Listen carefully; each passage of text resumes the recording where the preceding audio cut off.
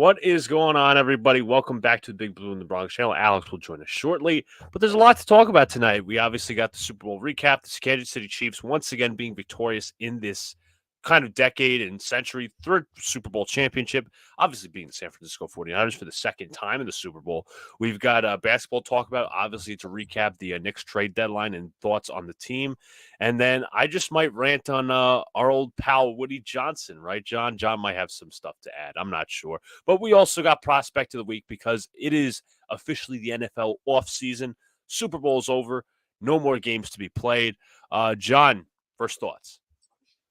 Well. What a game last night. For those who didn't see it, you live under a rock. But nevertheless, still an incredible game. Again, Luca mentioned the Prospect of the Week. Guys, remember, check out those damn Senior Bowl interviews, okay? And share out if you can. It's pretty much now the draft season is officially started because the NFL offseason is officially started after the Super Bowl last night. Obviously, Chiefs win again. We'll obviously discuss the game, discuss both teams, both sides to it, right?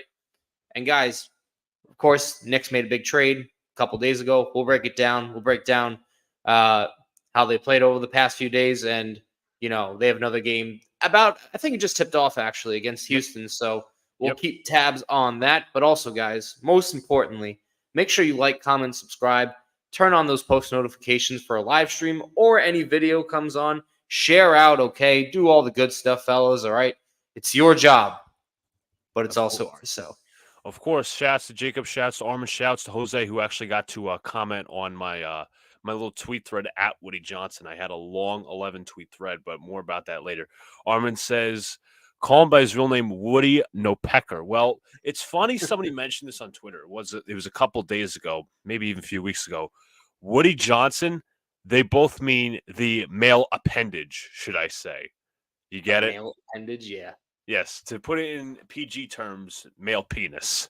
Woody and Johnson. I mean, I don't know about anyone else watching. I think we understood what you were discussing, Luca. You didn't have to say it, but I understood based on what you were trying to say. Yeah, I don't think there's any kids watching this, to my knowledge. We're not PG-13. we are far from it. I mean, this is a mature series. This is it's not rated R. It's definitely like rated between PG and R. But I mean, if anything kind of like zipped the envelope on that, it was when we had Joe, Cat, and Dan on last year. So, I mean, just to bring up a little thing. But what's up, everybody? What's up to Armin, Jacob, Jose? Let's see who else we got. Daniel Berry Sports. Anyone on Twitter too? Again, like, comment, subscribe to all the good stuff. Turn on post notifications so you know when a live stream pops for your drops. Appreciate you all coming back. Share out too. John said it. We have all of the interviews that are in good quality published on YouTube. I have yet to publish all of them on TikTok. I have 5 interviews left to publish on TikTok and Instagram, but all of them have been published on Twitter. The ones that are under 2 minutes 20 seconds. So check those out. A lot of good prospects. Again, Luca. Some notable ones. Luca did Ben Sanat. This guy was with Leitu and Fuaga, who are for sure top 20 picks in this draft. I got a Spencer Rattler. So again, a lot of notable names. Will you guys bring up the Schefter tweet? That we're gonna bring that up. We're gonna bring that up. We'll talk about it. You got plenty of stuff. I think because I have an extent. I'm going to be actually very critical of the 49ers. Not that anyone shouldn't be, but I know that maybe Brad's watching, maybe Brad's not watching. I don't know. But I made a direct declaration on Twitter last night. And it's safe to say that I'm just not the happiest when it comes to the 49ers. I wanted them to win, but it was like, lesser of two evils. However, I do want to switch to something. Since we haven't done this in a month, I figure we do an immaculate grid. Can we do basketball after this? I'm just asking. All right. Yeah, we can do basketball after this. Okay, so let me see. Okay, whatever. We'll do it like that. All right. So I think I could already solve the Giants Super Bowl champ here.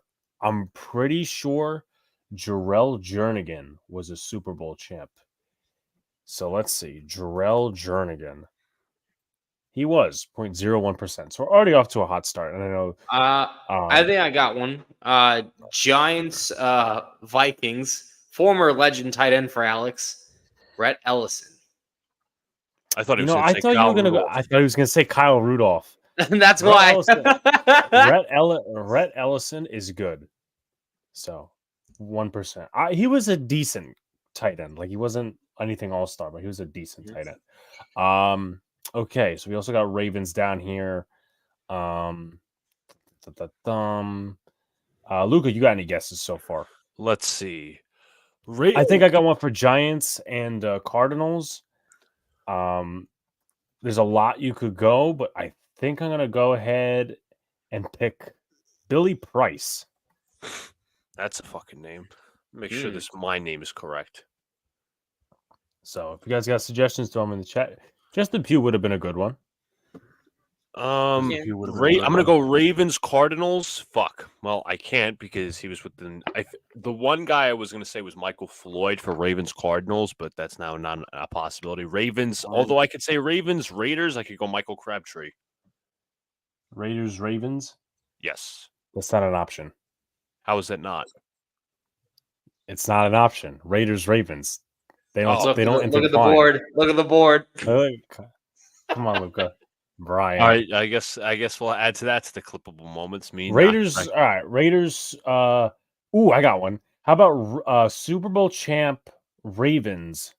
Tyrod Taylor. That's fascinating. I'm thinking Raiders and the Cardinals. Jared Veldheer did play for both. There's got to be a lineman somewhere. I know Rodney Hudson did. Rodney Hudson, yes. I actually like that Veldheer guess, John. I'm not gonna lie to you. Yeah, let's put in Jared Veldheer. Gotta think of those big boys on the line, especially those depth guys. Okay. Super Bowl champ Raiders. It's like it's tough to imagine like anyone from that Raiders team, at least in my knowledge. The only one I always remember is Ray Guy. Ray Guy. Super Bowl champ. You got Ken Stabler. You gotta think of those players. Let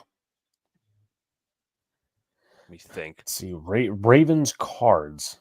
Crabtree never was a Cardinal, right? Now, did they have to play on the Did they have on that to exact team? Yes, they had to play for that exact team. I was gonna say something like because technically, I know this probably be obvious, but Jerry Rice was a Raider and a Super Bowl champ. Oh. But that would not intertwine, unfortunately. Let's see, Vikings Raiders. There's definitely one. Like it's either like a corner or a lineman. I'm gonna like maybe a Meek Robertson. No, that's not the name I was looking for. Son of a gun. Mullins wasn't a Raider, I don't think. Let me double. There's gonna be some schmuck. He was with the practice squad. He wasn't necessarily. Yeah. What about Amir Abdullah? Thank you, Luca. Amir Abdullah. 6%. Okay, we'll take our wins. Here's one from Armand. Fred Steinfort, Raiders Super Bowl champ. Okay, we'll go with Armand's guess. Yeah, I really can't think of anybody besides Ken Stabler, Ray Guy, and fucking Marcus Allen. Cliff Branch is another one. 0.01. Armand is the man. Yeah, so am I. Dude is. Anyway, what was I gonna say? All right, Vikes, Ravens. All right, so let's continue. Ravens, Cardinals, Ravens, Vikes. Ravens, Vikings. You know, Armand, I've not heard of that name in a while. Wait, hold on. No, there's another name I was thinking of, but Todd Heap mentions. How about did Yannick Ngakoue play for both the Ravens and the Vikings?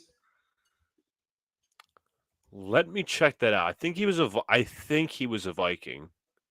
I thought he was a Raven. Yeah. You're absolutely. You're right. Okay, bingo.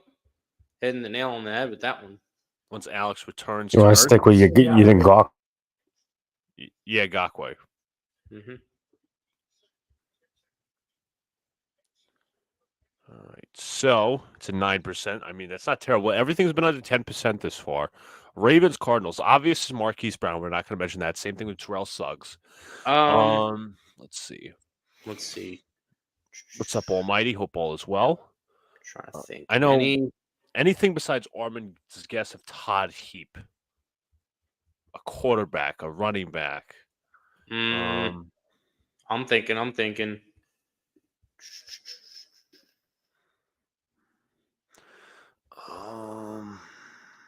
I feel like he'd be obvious. First guy that comes to mind is Anquan Bolden. That's true. Anquan Bolden's a good guess. But I feel like he's obvious. Let me see if I don't think this guy played for the Cardinals. No. It's got to be like a cornerback or something. I'm trying to think. Damn, so tough. What? Oh, Kenyon Drake. He played for both. Okay. Kenyon I'm Drake. good with that. He played for both. I knew that for fantasy football purposes. All right. So we also got basketball. So we have the Knicks. So good for us. Oh yes. All right. I think this is going to be a because I got to think of these New York Knicks players. Of course, Knicks, Wizards, and Magic. We also have, as Jericho Sims lays in a dunk, Lakers, Sixers. Is it 10,000 rebounds? I'm reading. Yes. All right. So top John. my head, Knicks, Lakers. Randall, obvious. Carmelo Anthony, obvious. Trevor Ariza. He's another one. Cam Reddish. DeAndre Jordan ever play for the Lakers? No. Okay. I think he might have played for the Sixers though, which is funny. Hey, we remember Metta World Peace did too. Ron Artest. Ron Artest. Funny enough, y'all were just mentioning that. I was on Twitter today because I was, bored. I was on my way to Manhattan. I saw his tweet. He's like, if the Jets aren't in the Super Bowl, then there's no Super Bowl. I'm like, well, it looks like there hasn't been a Super Bowl. If Ron Artest said that, I would happen to agree. He's a New York guy. Oh, another guy. We loved him here. Michael Beasley. Do we have any Flatiron guesses thus far? Flatiron? I'm trying to think those straight across the board. Submit an answer. Sasha Vujacic. Oh, Sasha Vujacic. I'm thinking of all the irrelevance. Yeah. Let me think. There was one guy that I was thinking of. I was looking at I was for some reason looking up the 2000 Eastern Conference Finals, the last time the Knicks made an Eastern Conference Finals. There was one play that might have been a Laker who was also Someone said Almighty said Jordan Hill. Jordan Hill. Yeah, we drafted him over DeMar DeRozan. That's the fond memories we have. Yes. Football is over. What's up, JD? Well, I mean, we'll be talking about the Super Bowl. I mean, that's not necessarily the dead horse on that, but yeah, I mean, we haven't talked about the coaching hires because, well, we haven't been on here. Go ahead. I got it. Chris Duhon. What he said? He set the franchise record. Knicks, Lakers. Lakers, Knicks. He set the franchise record for assists. That's got to be it. Chris Duhon. 0.5. Okay, Knicks, Sixers. I mentioned that I think DeAndre Jordan was a Knick. Brad, what's up? What's up to y'all? Help us out. Throw out your guesses here. We could use the help. Knicks, Sixers. Okay, also Knicks rebounders. We got to think who was really good at rebounding. So Ewing's the first guy. Ewing's the obvious. I think Willis Reed would be in that conversation. Yeah. What about Charles Oakley? I'm just trying to think of. Did he get 10,000? I'll look that up. I wouldn't be surprised if he did. But you also you don't have to think of like the obvious Knicks. You could think of guys like Dikembe Mutombo. Yeah. Yeah, anyone who had a hot minute with the Knicks. Yeah, Oakley had 12,000. Do you want to do him? You want to do someone else? Charles Oakley. All right, Charles Oakley it is. The Knick who nobody gets along with. Isn't he banned from MSG? Yeah, he's still banned from MSG, but the problem is, he tried to. Obviously, he dislikes Dolan for obvious reasons, but every Nick legend is standing by Dolan's side, and Oakley has also for years called out Patrick Ewing. He's like, oh, he's the reason we've lost the '94 finals, even though John Starks went for 2 for like fucking 17 from 3, Game 7. But anyways, not the point. Knicks Sixers. Try to think of other guys. I don't want to think of just DeAndre Jordan. All right, Knicks. Well, yeah, no, I don't want to think of him either. Knicks Sixers. Nerlens Noel. Nerlens Noel, a Sixer reject. Yeah, that's true. I'm trying to think. Who else? I think you may have to go back to our trash years. Lou Amundsen. He was both. Remember him? God. He was on the team with Sasha. Yes. Lou Amundsen, baby. Jesus Christ. You know what? Fuck it. Go with Lou Amundsen. Yeah. Yes. There we go. All right. Dennis Cantor. I'm trying to think. That's a good. Which one did he want Cantor for? I don't know because I don't think he was a Sixer. The Wizards Sixers. We could do Ish Smith. Yes, He the played on guy both. who's played with almost every team, and he's walked by Yes. treasures. Sixers who? Wizards? Wizards. Ish Yep. Smith.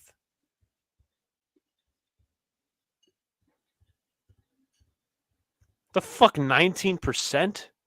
Really? Come on. Lakers, Wizards. Bob McAdoo. I think he would have been fitting for the Knicks.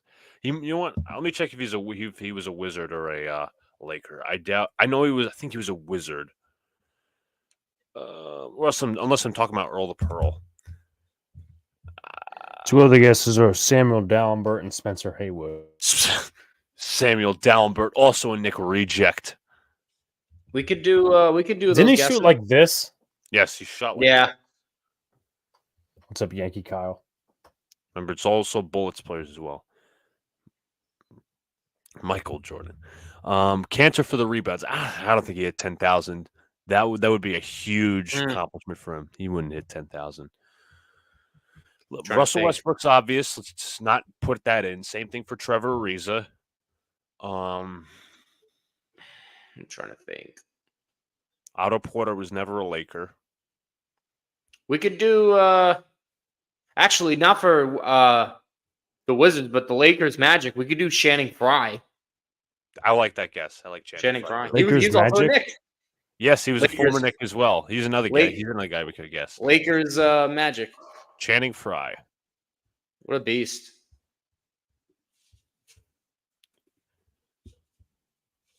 Point 2. Let's see. We How also got, is that 1.2? But Ish Smith is 19. Whatever. you got Magic Sixers. I mean, Magic. to name off the top of my head, Redick is obvious. Okay, for the Magic rebounds as well. I don't want to guess Shaq or Dwight Howard. No. Let's think of someone else.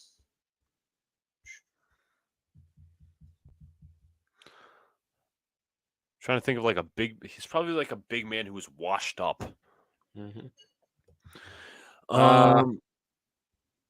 Did Horace Grant get 10,000?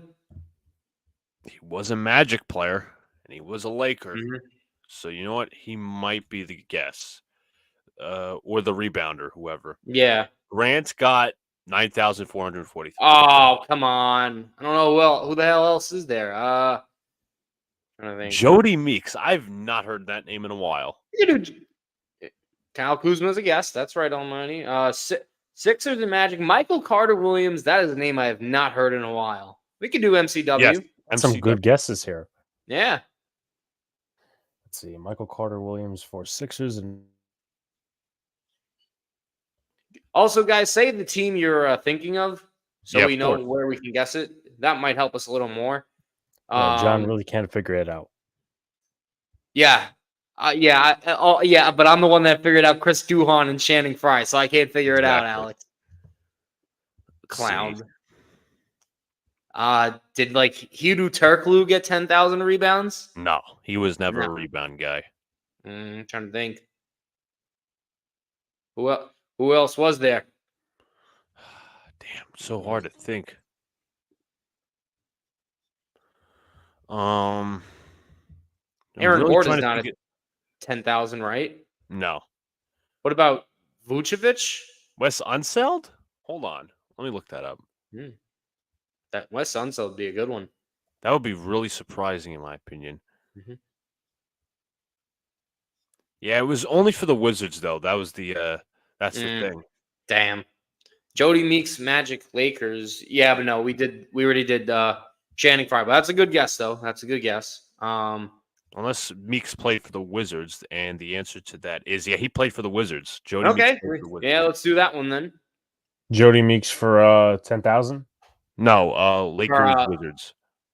Hell no, he wasn't a center. Did Vucevic get 10,000 rebounds? I don't think he's had to at this point. He's played a while. I'm trying to think. Who else has gotten? And you got to think of those like past their prime centers. This is just torture to think about because I don't want to guess the obvious. What's up, Jetsos Mess? JD also says Charles Barkley. Unfortunately, he wasn't a Magic player either. I'm trying to think of guys that on the Magic that played like a lot. Right. Even like he's a forward. Vucevic is close, but not yet there. I don't know who else would it be. Who the hell else would it be? McGrady doesn't have 10,000 rebounds, right? No. Yeah, I'm like, who the hell else? I'm just gonna look up Magic centers. You might as well at this point. You might as well. This was a hard one. Moses Malone and Dave Cohen's are two new guesses. I'm looking. That's not. I'm gonna. Dave Cohen's and Moses Malone. For which one? The Moses Malone, I think would be. I almost said Commanders, Wizards. The Wizards, yeah. Artis Gilmore. What would he be for? Moses Malone. Hold on 1 second. Which is the one with the rebounds we need to fill? Well, what's it called? We need the Wizards and the Magic. Artis Gilmore. Not sure actually who he played for, but Moses Malone would work for the Wizards, but I'm guessing that'd be like very high of a guess. Yeah. Mm-hmm. Two more rare guesses. Oh, come on, guys. This is torture. The rebounds one is hard. I gotta give it to them. Yeah, no, it's challenging. When the Magic got all these rebounds, I'm trying to think. There's only two guys I'm really thinking of, and it's the two obvious ones. Gilmore was a Spur. Does like Tobias Harris have 10,000 rebounds? Let me look something up real quick.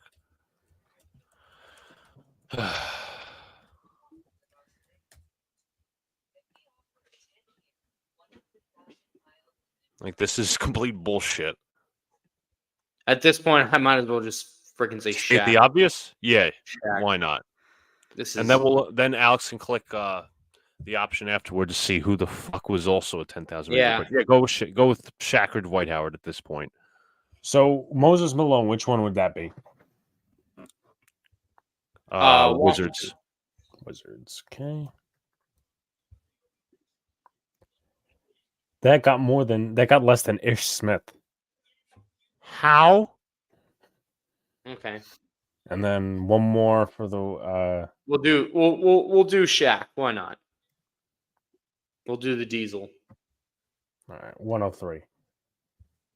103. All right. That was a tough one, guys. That was a tough one. Yeah, with that the, was, and we rebound. haven't done a grid in a while, so we have to give credit. All right, so here's two ways we could do this, right? Do we want to go over the Super Bowl first, or do we want to let Luca have his little time? No. We Go can- to we- Super no, Bowl. let Luca have his time. You I'm mean gonna sit Luca, back. I'll let you decide, Luca. Oh, Jesus Christ.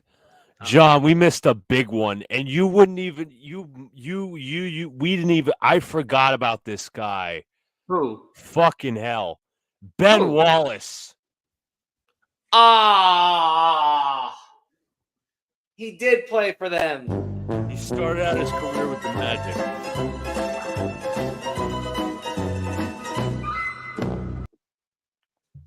Fucking Ben Wallace.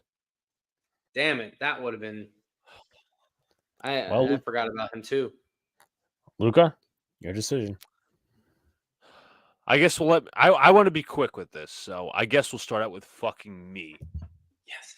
I'm gonna sit back and let my John's gonna camaraderie. eat his popcorn while I'm ranting on this stupid fucking Go- idiot known as our Go owner. ahead. Go ahead. So as you people know, I've been fucking angry about the New York Jets all season, right? Head coach, owner, coaching staff, fucking all this different shit, right? So what brought me to my breaking point yesterday wasn't the McCall Hardman scoring the game-winning touchdown. That wasn't it. What brought me really angry yesterday, and I thought I was going to go insane, was Woody Johnson, the spineless, cheapskate motherfucker of an owner the New York Jets have, tweeting that the Jets are going to get new uniforms in April. 3 minutes. 3 minutes after the Kansas City Chiefs had won the Super Bowl. May I ask, why the fuck would you tweet that out? So, you know what? I'm going to do some reading here for everybody. It's like we were in reading class.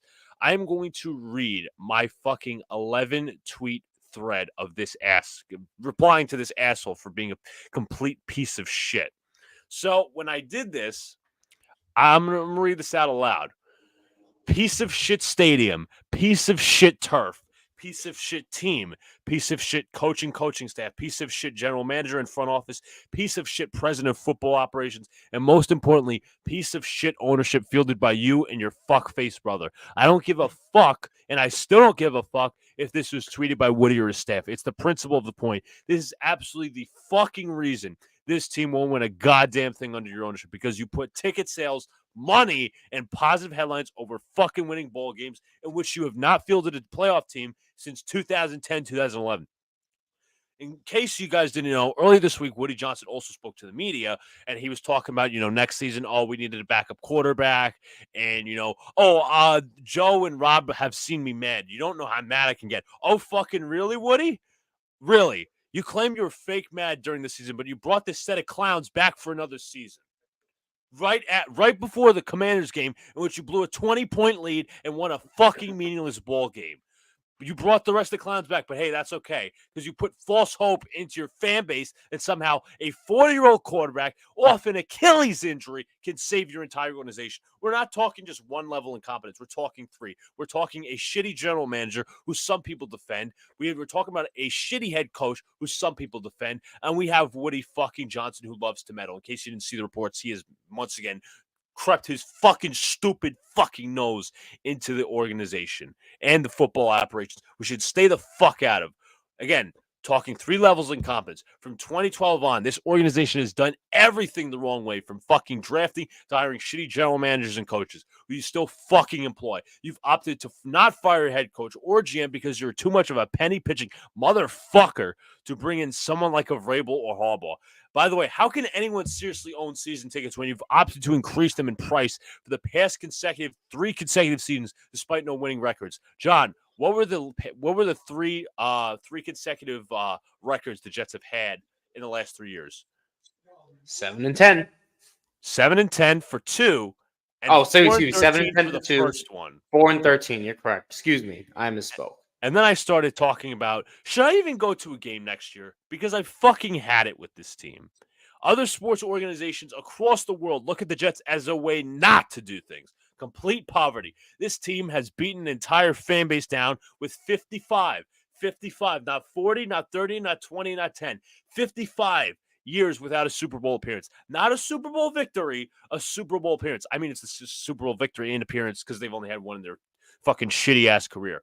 Anyways, 20 years without a division title or home playoff game, 13 years of no playoffs, 8 seasons without a goddamn winning record. Yet, you are one of the worst owners in sports and quite possibly the worst owner in New York sports. I don't think that's a debate. You can debate with Wall, whatever. The story of being a Jet fan is seeing the Jets acquire Aaron Rodgers and all the hype with him, watching him as tear his Achilles after 4 snaps, and having Zach Wilson, Tim Boyle, and Trevor Siemian suit up to try and save the season and win meaningless fucking games, which will cost us Joe Alt. In addition, you had someone from inside the organization leaking stories about how truly inept your organization was this season, which even the fucking blind can figure out, except for the fanboys who feel bad for Sal and that he isn't at fault. Which there are some out there for some reason who don't think he's at fault, which is the same people who believe in Santa Claus and the Easter Bunny. Obviously, they haven't been told they're not fucking real yet. Every time I talk about this team, it makes me angry. My blood pressure goes up. I feel worse for the older fans who've gone through more shit. One cannot possibly sell me or John on anything with this poverty organization. Amazingly, fans try to return to hope with this team with any kind of hope, just like me. But I'm like many others left hopeless, burned to the core. This team is screwed from top to bottom because Woody Johnson is a brainless, dopey, gullible, slimy cheapskate who won't spare the fans by changing his ways. This fucker will not sell the team or move the Jets back to New York. He's currently in his office laughing his fucking ass off at the diehard fans who bust their asses to commute to a goddamn glorified air conditioner to see their shitty team play. And, these fans pay high prices for no good fucking reason. He doesn't care about the fans or the product in the field. It's about 3 things with Woody fucking Johnson: ticket sales, money, and good headlines and optics to why he created social media and to get the fucking name out. You guys didn't obviously probably saw him wearing a little fucking chain next to Taylor Swift during the Chiefs game, despite his team fucking losing. Read the fucking room. I'm asking every Jet fan to read the fucking room. And I said, I bid you all good night because I tweeted this late last night, and I hope a bat shits in Woody's eyes. I had to add that in. But honestly, as an honest fan, right, I will, as I've said this about the Yankees, I will say this about the Jets. As an honest fan, right, I will never tell anybody how to spend their money. But for fuck's sake, you have to ask yourself this question every time you go to a game and, you complete a season of Jets football. Was going to a Jets game or buying Jets gear worth the return on my investment? If it's no, then why do you keep buying? If it's no and you keep buying, you are unfortunately a victim of Stockholm Syndrome. I really can't defend, paying for this team anymore until they show me something. And to be honest with you, I know there's going to be some fans excited out there like, hey, listen, we got Aaron Rodgers, this. He can't overcome 3 levels of incompetence. Impossible. He has the worst general manager in his career. He has the worst head coach in his career and the worst owner for shit sure. So we all know that by now. I'm sorry. I'm sorry to tear down the whole fucking wall, but just tear everything up. Fucking rebuild. Enough already. John, if you want to offer something. No, you there's just one comment here that has it perfectly summed up. We're going to go to Jacobs. I want to say to JD, thank you for the compliment. He says we did a great job in Alabama. Thank you. I appreciate that. I'm sorry. I didn't see your comment, but now I do. Jacob's comment sums it up perfectly for me. Alex, if you'd like to just put it to the viewers. Yes, sure.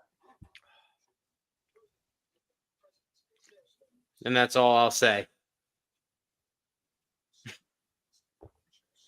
I really don't know how. Again, I really don't know how you could justify paying for this garbage ass team. No, look. You're. Unfortunately, we do have content. We do have content creators making videos off the New Jerseys without mentioning the point of when it was tweeted and why. You're beating Luke. It's called reading between the fucking lines, which people don't know how to do. Unfortunately, you're beating a dead horse. The Jets are garbage. I understand that, and I don't think every fan understands that. And you know what? I will let them parade around and throw up the little pom poms for this team. But I'm not. I didn't go to a game this year. I didn't buy tickets. I didn't waste my money. I was offered 4 times. I said no to all of them. Why? Because I'd rather spend my money on things that I know are going to start being worth my investment, and they have not proven that to me. Until they do, I will not be going to MetLife Stadium. I encourage the Jets fans to do so. I will not tell you how to spend your money, but why would I want to go watch? Pay with your conscience. Pay with your conscience. Yeah, Pay exactly. with your conscience. Once again, I hate to interrupt you, John. If you don't think you're getting your money return on your investment, especially when stadium prices are ridiculous, as our good guy Vinny said, piss warm beer, shitty stadium, parking. I mean, mediocre food. Let's be honest. Parking's obviously got to pay for parking, and those prices are fucking exorbitant. Imagine being a season ticket holder with all that shit. If you don't think it's a return, you're getting a good return on your investment, then why invest at all? I'm not saying you can't go to a game, but like if you're a season ticket holder and you're paying $5, $6, $7, $8, $9, $10,000, is it really worth it at the end of the day? No, don't waste your time. Don't. It doesn't make you a less loyal fan. It's just being smart with your money. No, you're not a less loyal fan. Anyone who tells you that doesn't know what you're talking about. So, yeah. So that was and Bill's like, "What the hell did I just walk in on?" Well, yeah. Sorry, Bill. We'll get into Super Bowl talk, guys. I just had to let something out. It's okay. Just had to let something out. Remember, guys, we're not just about sports. We're very entertaining, okay? The Jets are very entertaining to laugh at, so just remember that. Yeah, they're entertaining in the wrong way. They're an atrocity. They're an atrocity. But I did put out a link in the chat, and I'm going to explain this for a second, and I'm going to explain a couple other things in a second before we get into the Super Bowl picks. What was I going to say? Can you write for the WWE? Lucas says, Jose. So a good friend of ours and someone who used to be on the channel, and he'll be on the channel a little bit more frequently within the next few weeks. His name is Sean, and he started a podcast called SMV Sports with his guy Vinny, and their first episode was actually about the WWE. And I know Jose, I think, is a big fan of the WWE, and so is Armin. So if you guys haven't already, check out their channel as well. We're going to be doing some collabs with them in the next few months, weeks, whatever. What's up to Sir Jonathan in the chat? What's up, Jonathan? What's up, man? As I say, we're all pissed that the Chiefs won. Feeble will go to 30 Met games instead. You know what, Brad? I'll say this. The Mets are not a perfect organization by any means, but let me tell you, they are far better than the New York Jets. Oh, far better. And that's saying something, because I've had my fair share of Mets rants. They are a far better class of an organization than the crummy Jets. They knew they. I think you both can agree with that. They knew they had to clean house by getting rid of Epler and Showalter, and they did that. Yep, exactly. Brad says, in good news yesterday marks 22 months for weight loss journey, and I weighed in, lost 4 pounds for a total of 194. Wow. Keep up the grind. Norman. Keep it going. The game yesterday was a lot of people said it was boring. A lot of people, like the first half reminded me of that Rams game. The Rams-Patriots game from a couple of years ago. Mm-hmm. Let's see what else. I don't think I missed anything else. Okay. So I ought to bring this up because obviously we're entering our Super Bowl subject here. Sean Marash, who Luca disdains, like he has such. I can't stand him. He's the guy on WFAN. You know what he tweeted out? There's a lot of things to complain about in this world, right? All these different things. He goes out and complains about the 18 million Americans every single year that take off the day after the Super Bowl. And I chose to give him a reply, and then he got a reply from people who actually do hardworking jobs. I said, very grotesque. Out of all the things to complain about, and you pick this, let people live. It's a celebration of the last game of football for 9 months. Then he replies to me and says, I celebrated just fine and have every single year and wake up usually. Then someone said, try digging ditches for 12 hours, chubby, and get your fat ass, and you would think differently. Good one. Appreciate it, Armand. If you aren't a fan of football, it's boring. I hate the Chiefs and Niners, but I love a good defensive battle. Yeah, no, listen, it definitely had an interesting ending, which we'll get into, and a lot of other different things. Let's see. All right, so I put up a poll I made a declaration on Twitter, and I want to see what our fans think of it. Will the 49ers be in another Super Bowl under Kyle Shanahan? 57% say yes, and 43% say no. So there's that. What's up to Evan in the chat? What's What's going up, on, Evan? Hope all is well. Also, by the way, guys, Patreon. It's in the description. $2.99 a month. Please sub to the Patreon. And SeatGeek, Big Blue in the Bronx, that's your code, $20 off. Just a little reminder. We're definitely going to get into some of his decision making. But John, your first thoughts on the Super Bowl? Are we starting with any team specific, or I mean, I'll let you Okay. kind of headline it. All right. Well, I'll say this. I'll go into it with both teams, right? Obviously, first, congrats to the Kansas City Chiefs yet again. They are pretty much becoming another dynasty, okay? Third Super Bowl win for Patrick Mahomes and Andy Reid in their, their fourth appearance, right? I'm correct on that? Yep, fourth. So, pretty much it's take out the dynasty until you can, until it dies. And I don't know if it's dying anytime soon because, a lot of young players, a lot of the coaching staff looks to be back. I forgot. There was someone today, even on like the Pat McAfee show. I think one of the coaches is coming back. I forget who it was. But nevertheless, congrats to them. That's the first thing. They're the champs again. So, you could hate them, right? You could hate their fans. You could hate the attention they get. You could hate Patrick Mahomes. You could hate whoever on the Chiefs. They win again. So let's just get out the way. And then we look at the other side, the Niners, right? Here's, a franchise that, they were a dynasty back in the Joe Montana era, right? Jerry Rice, Dwight Clark, Bill Walsh, right? And now it's, more of they keep making the playoffs, they keep going far, and they just fall flat. And they have a good organization in place, but the question I guess right now is is this the right fit for both these guys with John Lynch and Kyle Shanahan, right? They've acquired so much talent. They have a really good game plan ahead. And, the big thing, coming into this was Brock Purdy. Was he able to win that big game, win that extra step? And he was close, but in order to beat Patrick Mahomes and a great team, the Chiefs are not just a good team. They are a great organization. You need to bring an A+ game. And Purdy played pretty well. He didn't have a bad game, but he just simply wasn't on a all-world status of Patrick Mahomes. And, you ask the Niners, I guess, where do you kind of go from here, right? I mean, congrats. They made it to the Super Bowl, but you don't know if you have the right players or if it's the right coach, right quarterback. You still got to figure it out. You got some all-world, defenders on that team with Bosa and Fred Warner. And I know Greenlaw got hurt. That was a huge loss. I think he tore his Achilles, actually. So hopefully he gets the help he needs soon. But obviously on the offense, you got CMC, George Kittle, a big no-show yesterday. You got Samuel and Ayuk out there. So a lot of talent on that team.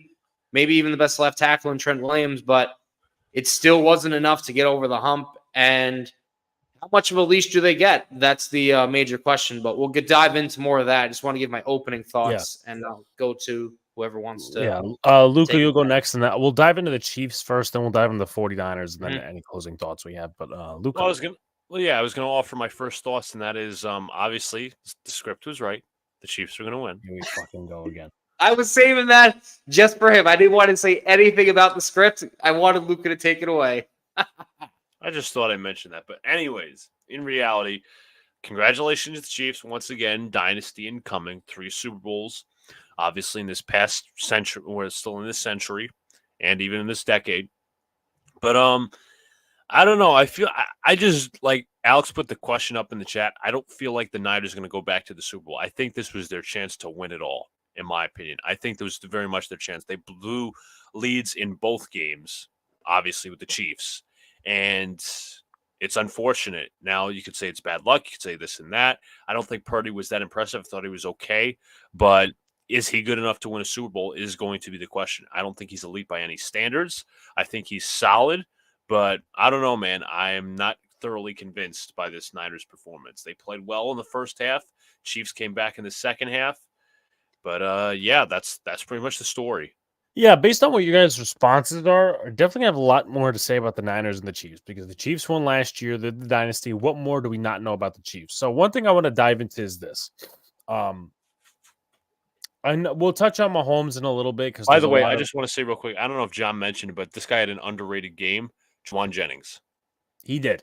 Yeah, He probably would have, should have, could have been a Super Bowl MVP had the 49ers actually won that game. But they didn't win that game. So let me ask this. Now, he's 64. This guy's won 4 rings. Most, I believe, of any coordinator. And even if you signal out Bill Belichick in his years with the Giants. I'm talking, of course, about Steve Spagnuolo. He had an opportunity to be the head coach for the Giants in 2017. Obviously, it wasn't retained, even though he interviewed for the process. Do you think Steve Spagnuolo, for what he's done with Chiefs, and now they're not, I can't say consistently that the Chiefs defense has been top 10 every single year. Maybe they have been statistically, but they just increasingly get better in the playoffs. That's where they, I remember in 2019, they were coming off a bad year with Bob Sutton. They fired his ass. They brought in Spags. And week 9 to the playoffs, that's where they were one of the best, if not the best defense in the NFL. They made all the adjustments and they didn't even have the talent they have now. Do you think Spags should get more recognition as an assistant coach? Because he has yet to win AP Assistant Coach of the Year. And do you think he maybe should or should have in the past gotten recognition for another head coaching job or just recognition in general? I'll start with John. Well, you have to look at it in this sense. Alex, you mentioned it, right, with Spagnuolo, even back to his days of the Giants. He is an excellent defensive football mind. He might be one of the historic defensive football coaches in the league. And this guy's been coaching, even back to his days in college, right, back in the 80s, right? So he's been, he's been around the game a long time, right? He obviously, you said he won that first Super Bowl the Giants had back in 2007. He had he was the head coach of the Rams, which that didn't work out the greatest. And then they replaced him with Jeff Fisher. Right, maybe not the right move, but nevertheless, then he returned to the Giants again. I mean, in a while, he was also the Saints defensive coordinator, by the way.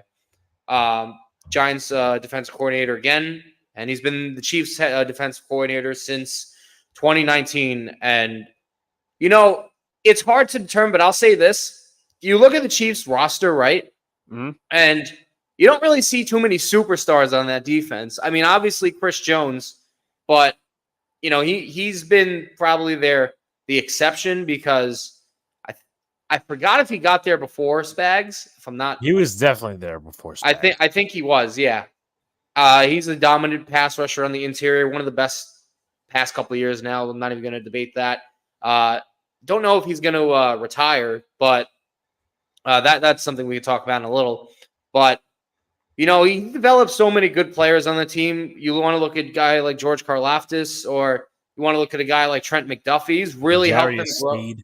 I was just about to say L'Jarius Sneed, a guy, he looked, prior to coming to the Chiefs, solid-ish, but you didn't expect him to be this shutdown, lockdown corner, and he kind of turned him into that. So Spags should get a lot of credit for, helping a lot of these guys out and, developing really, really good players. And again, they don't have too many superstars, but he's a guy that, he likes to send the blitz a lot. I think Brock Purdy dropped back. I forgot the number. I was reading something earlier today. It was 40%. Yeah, pressure. He was 40% of the time. And I'm like, Jesus, man, they just continued. And it showed yesterday. They do send the heat when they have to. But nevertheless, I do think he should start getting interviews. I think he's one of the more underrated. And I think it's because when you look at the Chiefs, the first things you think of are Mahomes and Reed. Because one is in the conversation for the greatest coach of all time. The other's in the conversation for the greatest quarterback of all time. And I think that actually hurts Spags. So, but Armin, he brings up a good point. Maybe he's the replacement for Andy Reid if he were to retire. Or maybe he just likes winning with the Chiefs. So that could be another point too. I just feel like, and it's just so sad because the Rams back in that day where he coached were a shit stain organization. They were. Shit stain organization. Like I remember his records were terrible. That was very much the post the greatest show on turf days, way past that era. Yeah, it was. And I think that was 10 what years. I don't remember was that Bolger who they had a quarterback. I don't know. I mean, if you want to maybe take a look, but yeah, that's the number one. That's the shit stain. Number two, his age works against him. He's 64 years old, and he just looks like one of those coordinators. And I have to have Luca speak on this too. He just has to. He's just. I guess right now, because of his age working against him and his past record, he has to stay a coordinator. Like he could be the head coach incoming, but also that could go to Matt Nagy. Mm-hmm. After Reed retires, whenever that will be. So I think, and again, I love Spags. I have nothing against him. He's coordinated some very good, even great defenses. And even you look at the Giants in 2007, I mean, some of those guys that they weren't all-stars by any stretch of imagination. I mean, Jay Alford, I think Barry Cofield was on that team. I'm not sure. Maybe more in 2011. R.W. McQuarters. Some of those guys were not known names. Aaron Ross. Again, this guy has a good track history, but again, it goes to that narrative of, hey, this guy's only a good coordinator. He's not a good head coach. And honestly, like, not now, but at some point, I'd like to read into history and what went wrong with that team. The latter end of Strahan, true. Where have you been? Karlaftis is a stud. Is gonna be well. He's one of those guys right now that like he doesn't have like the greatest sack numbers, but on the pressure sheet, he's there, and in clutch moments, he's there. Yep.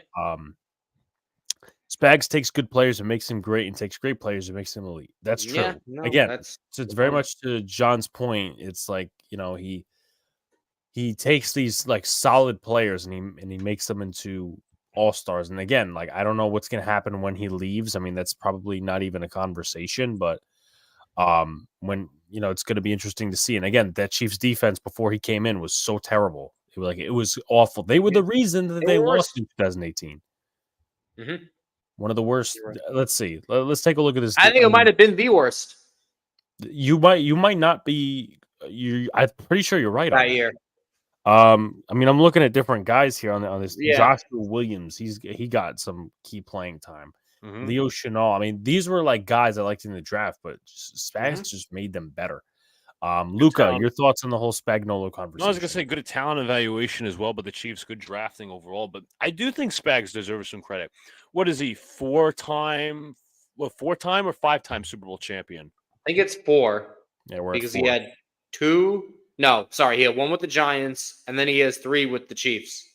Yes. He absolutely deserves credit. I mean, remember, like going back to 2018, the Chiefs were like were mediocre. They were one of like almost the worst defenses in the league under Bob Sutton, who used to be the Jets defensive coordinator, whatever position coach, whatever. But he turned this unit around. They were like, okay, there was linear growth, right? There was linear growth. Like, okay, 2019 to 2021, they're okay. 2022, they started getting better. 2023, they were practically carrying the team throughout the season when the offense was struggling. So you got to give credit, man. He does deserve a lot more credit. Absolutely. And his schemes have aged well. I mean, like he's very rarely do you see him out-coached. That's true. Like big situations. You don't. Like I'd have to go back to watch the game. What was it? They lost to the Bengals in 21. I'd have to go back to that game. But I mean, yeah, his defense gave up 25 plus points in the one Super Bowl, but Patrick Mahomes also didn't have an offensive line, and he was going. And the one time he didn't beat Brady, But no, he absolutely deserves credit. And again, it's a shame that at this point in his career, he's probably not going to get a head coaching job because everyone's shifting towards young offensive minds. But that doesn't mean he shouldn't get a couple of interviews. I mean, it's been, let's see, what are we in 2020? Gonna be in 2024. That's 13 years since he was a head coach. So you know what? Here's the thing, right? Here's the thing, and I know this is kind of a seesaw type of argument. John Gruden got a head coaching job, wasn't in the league for 10 years. Rex Ryan just got interviewed. He wasn't True. fucking coordinating for how many years? Mike Zimmer wasn't a defensive coordinator since 2007. Are you sure? Are you sure about 2007 with Mike Zimmer? Because I'm pretty sure he was the DC for the Bengals in like the early 20s. So you're right on that note. Okay, so I'll leave you right. But still, he hasn't been a defensive coordinator in how many years? So I know, again, bad track record, but at least in recent years, he's shown to have maybe adjusted his game. Now, again, if he took maybe if he took an assistant with him, let's just say he got a head coaching job somewhere. Maybe if he took an assistant, like the quarterback coach for the Kansas City Chiefs, and decided to bring him over and said, okay, Andy Reid's scheme, you could implement it, whatever, and bring in some guys, then you might rock, and then just have him, focus on the defense too. But I don't think he's good. I think he should get interviews. I don't think he'll get a head coaching job, unfortunately. But, Rex Ryan getting interviews, friggin' some of these other guys getting interviews, it's a little silly. It's a little silly. All right, let me ask one more question before we move on. Do you think it's a little late? And do you think he'd be good at the college level? I don't see it. Yeah, I don't think he's giving up this for a college job. Okay. All right. I just wanted to make sure, as Luca must have tended to something. Moving on. Now, John, I want to ask you something now. Outside, because I'm going to be, as I said, I'm going to be very critical of this 49er defense. Did you think, at least in the first half or maybe even 3 quarters, they had a good game plan against Patrick Mahomes? I think they did, but I really think the key thing here was when Dre Greenlaw got injured, because I think once that happened, you had Fred Warner, and those linebackers are just good side to side compared to Greenlaw. I mean, again, it was a real fluke injury too.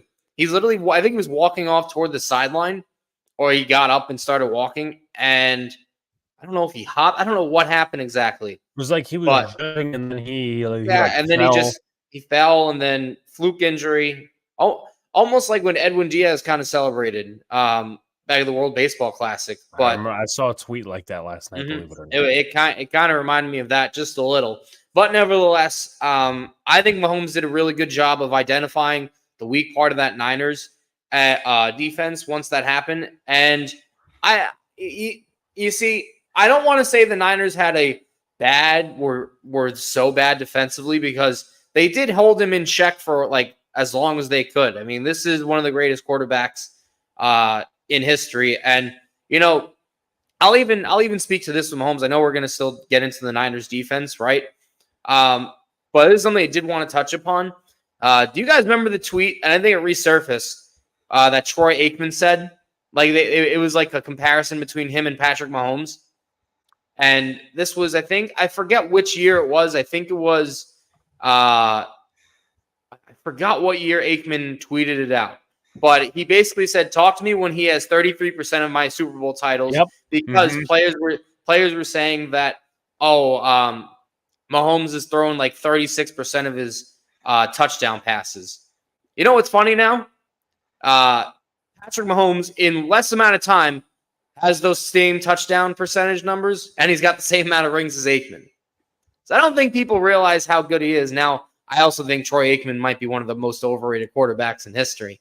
I don't want to offend some Cowgirl fans, but nevertheless, I feel that the Niners did the best job they could defensively. Well, again, I'm going to say this because I said it in the previous week. Chase Young had 1 sack, and where was he after it? Can someone tell me? He was pretty much like isolated. He was pretty much isolated from the entire game, the rest of the game. Yeah, Bosa had his moments. He definitely did a good job of attempting to contain the quarterback, but you could just see like Patrick Mahomes, and they adjusted in the second half. Like, they definitely did credit adjust. to them. No. Yes, Alex, I know what you're trying to do, but I mean, also, considering that the Niners don't really have the greatest secondary, I think that's what we were talking about as their weak point. They did the best job they could against containing a monster. And no real. I know the Chiefs didn't have the greatest wideout core, but Patrick Mahomes, he adjusted pretty well. You saw they got Travis Kelce a lot more involved in that second half. You had the I think there was like one big play they had in that first half when they threw the bomb to McCole Hartman, who had like a 57-yard reception. So I just of don't course, know, like Deshaun Gibbs. How do you not pick that? I don't know how he didn't pick it, but I really think once Greenlaw got hurt, it was just let's attack the middle of the field, and that's exactly what they did on some of those one-on-one routes. Luca, thoughts on the Chiefs and the adjustment of Patrick Mahomes? Of course. In the offense? Yeah, like the pressure, like the Niners, I don't think they really threw a lot of blitzes, but obviously they were very dependent on the four-man rushes. But obviously, like why did I say Patriots? The pressure in the second half toned down a lot. Now, obviously, Alex, you mentioned something about prevent in one of the drives. Was that in regulation? I'll get it more. I'll get into it a little bit more when we go into the 49ers, but the prevent was when that Butker kicked the game tying field goal. And you know what the Chiefs also did? They attacked Oren Burks, who had a pretty bad game after Drake Greenlaw left. So that's a very smart thing. When you're ready, I have those stats. Show them. All right, Oren Burks, the substitute for Dre Greenlaw. 9 targets, 9 catches allowed, 1 touchdown, 32.1 PFF coverage grade. What do you think his allowed passer rating was? 144. 123. Throwing out random numbers. Okay, well, it was 134.7. Okay. So, yeah. Bosa had a great game. That he did. Like, that goes unrecognized because the 49ers he did, but his buddy, hello, Chase Young, where are you? We gave up something to go get you. Where are you? Hello? Okay, I don't know where he went. He wasn't in the same zip code. Yeah. He might have been. He might have been sitting next to the couch with me. I don't know. He was pretty invisible. But the one thing I'll take note of is that, the Chiefs tried their little screen plays in the first half. The Niners adjusted. So the Chiefs said, you know what, let's extend the field a little bit more. The Chiefs said we'll extend the field a little bit more. And then they attacked the linebackers. Good enough, though. I mean, Warner, I thought, played okay. But it was real hard for him when Greenlaw got hurt because that's asking one linebacker to cover all that ground is like, it's almost impossible. You can't physically be in 2 places at once. And again, I didn't mean to cut you off, Luca, but no, it's okay. Again, you find a weak spot. Patrick Mahomes is smart enough because he's excellent at pre-snap reads and he's excellent at seeing who you're. He sees that if you suck out there, he's going to target you all game long. 100%. I completely agree. Yeah. But I think that that is a good blueprint to kind of, and it's not the first time that blueprint has been, put out there. I'm not talking in terms of like the 49ers getting beat on defense in the second half. I'm talking more the first half. But someone said it earlier. I think it was Jonathan. There was a drive where Patrick Mahomes, one of the first drives of the game, one of the first drives of the second half, threw an interception to Jair Brown. What did they do on that drive? Well, they punted. So it's about taking advantage of those mistakes. And that's something that the 49ers didn't do. Now, let me ask a question. Do you guys have any more thoughts on the Chiefs? No. Any more you'd like to bring up? Okay. So here's where we're going to start critiquing Brad's team. Sorry, Brad, but we have to get into this. We already went into the absence of Dre Greenlaw. Now, I will kind of go out there and with a positive first, right? Christian McCaffrey was obviously very impactful. I know Luca probably knows of this. I don't know if John knows of this. There is a narrative out there that you don't need an elite running back to win a Super Bowl or at least be in the Super Bowl. Because you look at cap space, I don't have the graphic on me. I could try looking it up. The most amount of money that's been spent on a running back in the Super Bowl, I think, is like Todd Gurley or something. I'm going to take a look. Just give me 1 second because I'm pretty sure I have it somewhere, but again, it might not be okay. So I don't have it, but anyway, there's a graphic that shows like this running back made this amount of money when he won the Super Bowl. Now I get it. Christian McCaffrey didn't win the Super Bowl. Last year was Pacheco. The year before that was Cam Akers. Was making Cam like Akers. $1 million. Year before that, Leonard Fournette.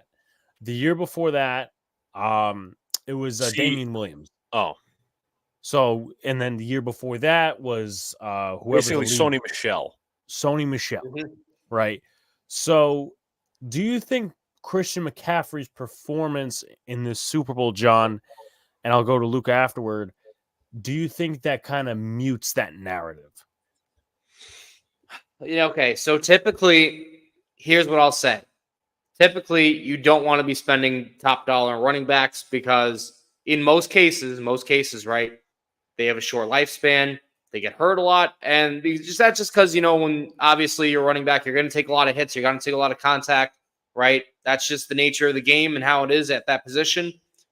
But I really don't see the issue with Christian McCaffrey because he's kind of proven to be an exception to the rule. When was he drafted? 2016? 17? And we're talking that, yes. And we're talking, 7-8 years later. And when he came into the league, he was an ascending running back, and he's still the top running back now. Christian McCaffrey is the exception because he's not just the best running back in the league, but he's a generational running back. He's on, he's going to that trajectory of, the Barry Sanders, the Jim Browns, the whoever you want to put in that category, the Emmitt Smiths of the world, whoever you want to put, the Adrian Petersons. He's, not just a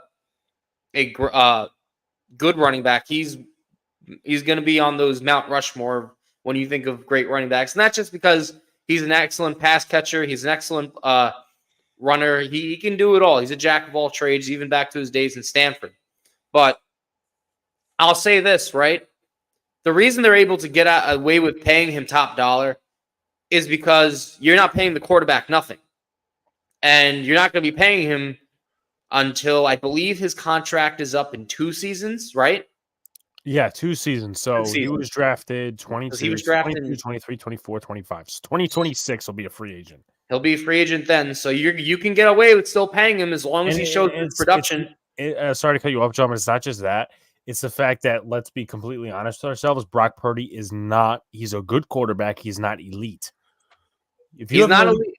If you have an elite quarterback, let's just say of the Patrick Mahomes or Josh, if you want to consider Josh Allen elite for the people out there, or Lamar Jackson, again, up to your interpretation, but definitely Joe Burrow-esque, you don't need to have a top-tier running back. Like, you can, but also, again, to John's point, it kind of goes towards asset management because the whole narrative and the whole strategy is getting a good running back or getting a good quarterback more sense on the rookie contract. And again, to John's point, they're not paying Purdy shit. They're paying Purdy like $800,000.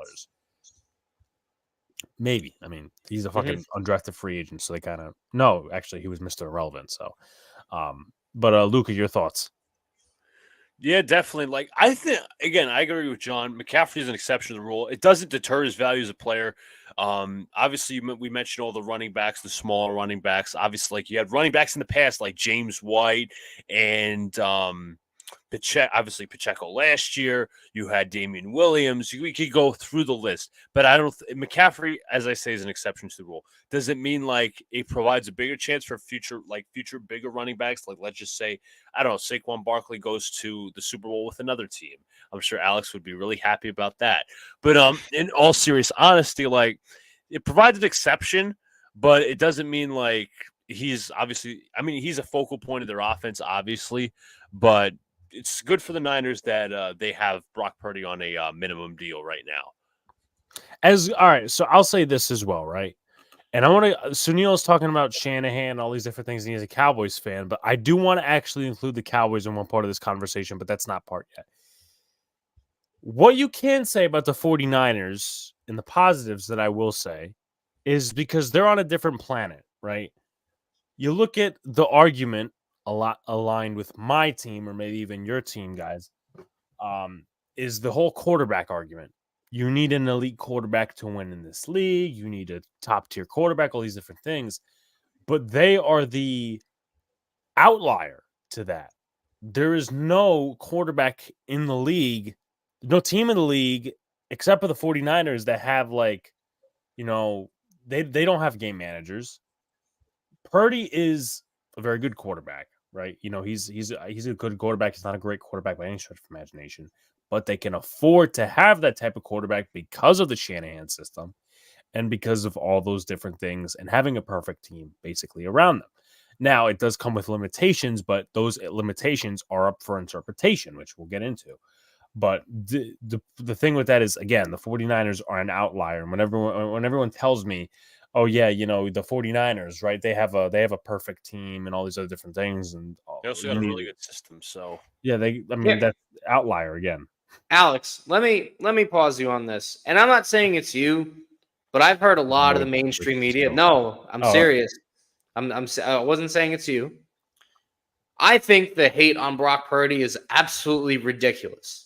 And here's why I think it's ridiculous.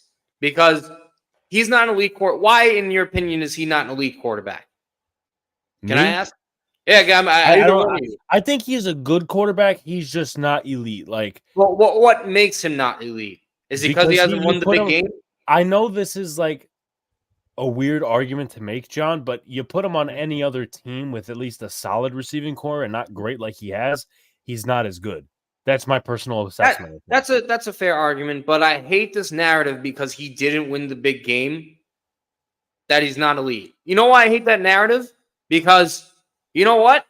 All the other considered elite, all the other elite guys, if by that standard, then Brock Purdy, by that standard, is better than Lamar Jackson. Because what did Lamar Jackson do against that Chiefs defense? Squat. They did nothing. And Josh Allen, I mean, he played good in that game, but didn't matter. He didn't win the big game. I mean, at least Purdy, they took him to overtime. They had they lost with 3 seconds in overtime. Now, I know the overtime rules have changed. We'll get into that in a sec. But it's not like Purdy played this horrible game. I mean, he went 23 of 38, 255, a touchdown. He didn't turn it over. I mean, the turnover they had on the first drive, remember, McCaffrey fumbled. That wasn't his fault. The Chiefs block an extra point. That's they don't do that. Game doesn't go to overtime, so it's not Purdy's fault. I understand he doesn't have elite traits, but why there is so much hate for this guy is beyond me, because everyone talks about Kyle Shanahan and rules and praises this man, but yet he's won nothing either.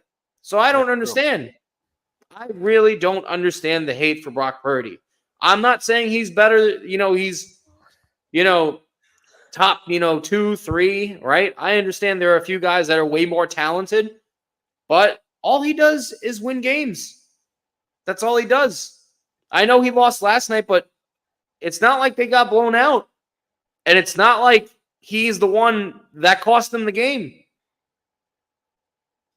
So I just don't get it, in my opinion. This might go to John's point. Is that he doesn't have elite traits, but he is an elite processor of the field. Yeah, he didn't make any mistakes, really. No, I mean, he maybe had some missed throws, but that's it. Again, but I don't think he's elite. But again, the hate, is a little unjust. Luca, your thoughts? Yeah, I don't think he's an elite. As I said, I don't think he's an elite quarterback either. But I liked to really test the narrative or the theory. I think I'd like to see him on another team. Obviously, I don't think it's going to happen. But is he top 10? I think he's close to top 10. But I'll say he's top 10 now.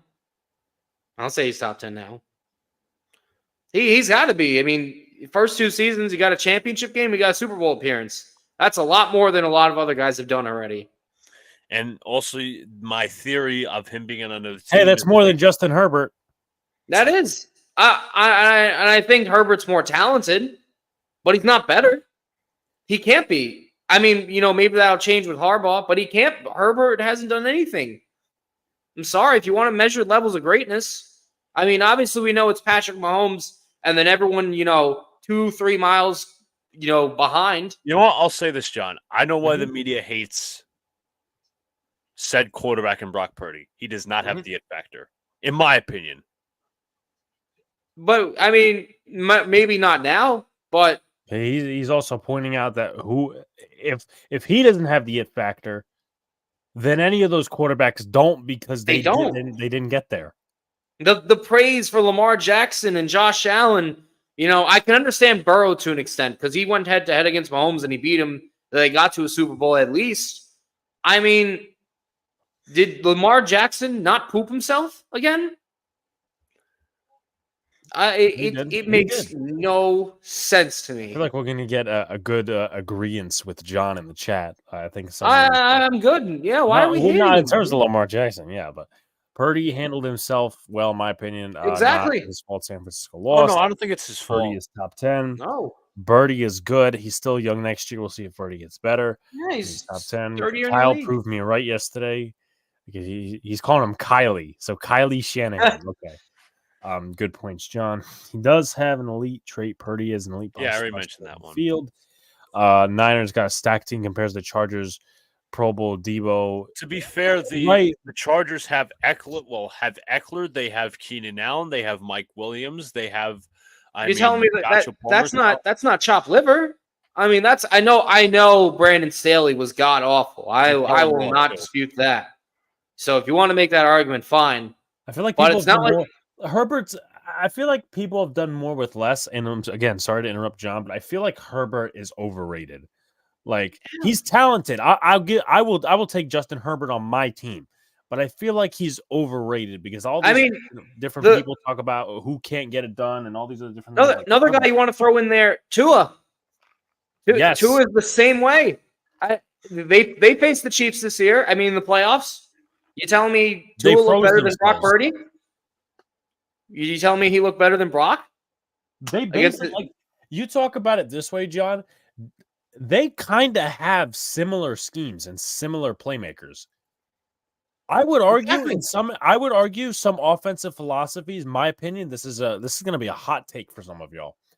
The way they run their offenses, I would argue schematically the Dolphins are better. My personal opinion. You can argue that with McDaniels. You can argue. I think his game plan's better, but the way the execution goes, you have to give it to Shanahan. You have to give it to Purdy again, but you kind of have that same argument of, Purdy doesn't have the effect, but so these other guys don't either. Mm-hmm. No, you're right. Niners have a great. You couldn't be more wrong. You couldn't be more wrong. To be a game manager. You couldn't be more wrong. He is not in middle. He's not middle of the road. I'll tell you what, Sunil. He's better than your quarterback, and that's not even a close one. We knew where this is going. Not even close. Herbert has a lot to prove this year with Harbaugh and Staley, which is essentially Sean's point here. Herbert has no excuses with Harbaugh as a coach. I'm a little behind because of a phone call intrusion. No problem, Sunil, but the AFC Championship game was played by Lamar Prescott. Well, yeah, I mean, that's why we're kind of having this little debate here. Is that everyone praises Lamar, and the numbers weren't bad. He's the same guy who won MVP. Well, what was that? Yeah, exactly. Lamar won MVP. What was so different? Brock played better against an elite, and it's again we just raved about the Chiefs defense. It's not like this defense was bad. They were top 5 this year. You could argue. Yeah, let me look up something real quick. I'm gonna be okay. No, because I was. Oh no, they do. Okay, because I was looking up Lamar's numbers, right? And Lamar really in his career has never had like a high over 25 touchdown pass total. Mm-hmm. And obviously these two guys are different players, Purdy and Lamar. Mm-hmm. Purdy has less talent, but he's got more accomplishments. Purdy had more total touchdowns this year than Lamar. He did. So, I mean, again, make your arguments. What's up, Scrub? Kyle Shanahan tricked away another Super Bowl. Dak is trash. Purdy to the Jets to supplant. Purdy would never go to the Jets, but I don't think he'd go there to leave San Fran. But you know what? I wouldn't complain about it. Crackle Nuts with a decent point here. I thought it should have been CMC, but he got injured. So I thought Lamar was deserving of it, in my opinion, especially after the year he had last year that he was injured and all the rumors with him sitting out. I think he deserved it. Mr. MH is in the chat. What's up, MH? Oh. If you guys haven't already, again, I mentioned it. Go subscribe to SNV Sports from our buddy Sean there. Big game Lamar will be forever trash. Don't give a fuck what anyone says. Right. Lamar was 2-time unanimous MVP, which is ridiculous. This season should not have been a unanimous MVP. No, I don't think season. it should have been unanimous. Well, he wasn't technically unanimous. Someone voted against him for somebody. I think it was Josh Allen. It was Josh Allen. That's more of a shitty argument. Mar won the MVP for beating the shit out of the 49ers. That's a selling point I could see. Like, he did beat the shit out of the 49ers. That was probably the turning point. Yeah, and they still didn't get to the Super Bowl. Exactly. So I want to go into something else here. I know this is because we're kind of on like the same subject level, the same train track here. So we do give Sunil a lot of shit for being a Cowboys fan, right? And I've seen this on social media. And it's kind of relating to my question that's polled. We give the Cowboys a ton of shit every year, 95, 96, whenever they last won a Super Bowl. Well, the 49ers have been in 2 Super Bowls, right, the last few years. They have been pretty much, let's be completely fair, the Cowboys of the upper echelon of the playoffs. Disagree or agree? And you're talking about the later rounds? Yeah. Wait, well, say that again. I'm sorry. What can you repeat the question? My point basically is, do you agree or disagree that the 49ers have been the upper echelon Cowboys in terms of the playoffs? Like, the Cowboys always, in the divisional round, they always fuck up. The 49ers are pretty much in the championship of the Super Bowl. They always choke it away. Agreed. Now, guaranteed, like, the Cowboys' losses, they've come via blowouts or just weird, stupid decisions. But also the 49ers have too.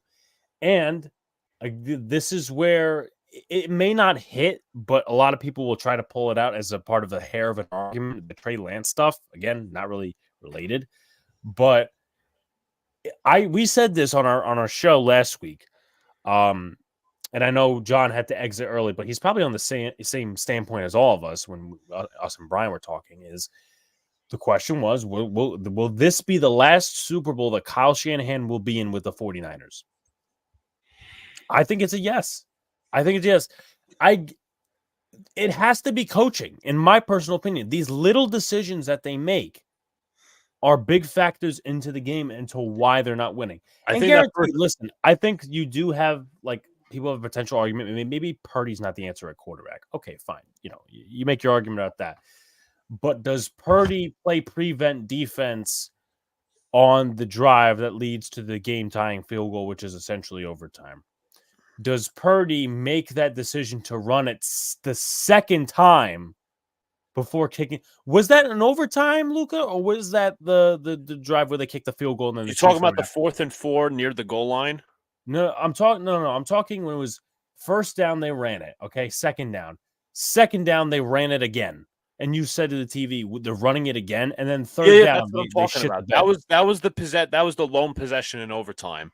I don't think they should have ran it twice consecutively. I thought they should have mixed it up, personally. I know they were killing the Chiefs with the run defense, but you know what? A little quick pass here or there could have worked. Yeah, and just like I feel like they didn't properly adjust because Spags adjusted. Yep. He sent more pressure, and George Kittle was absentee. Here's what I did not like about the Niners offense.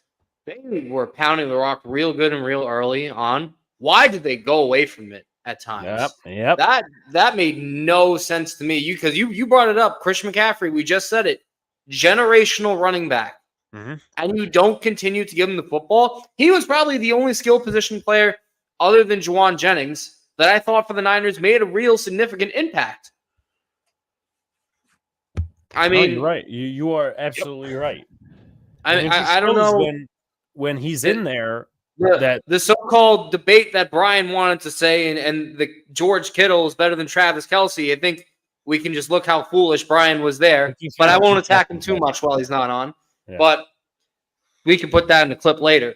But anyway, Ayuk and Samuel, meh. They weren't like they're star cell. Hurt. I thought Samuel did get hurt. He had more of an impact than Ayuk, though.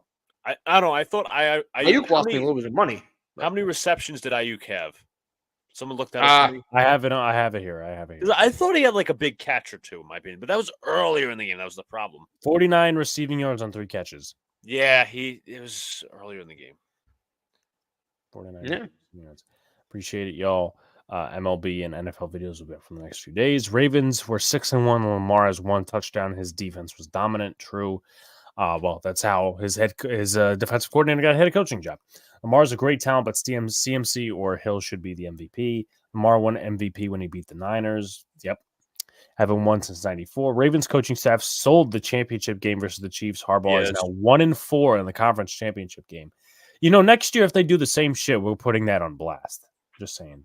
Agree. Herbert to the G ladies, probably not going to happen.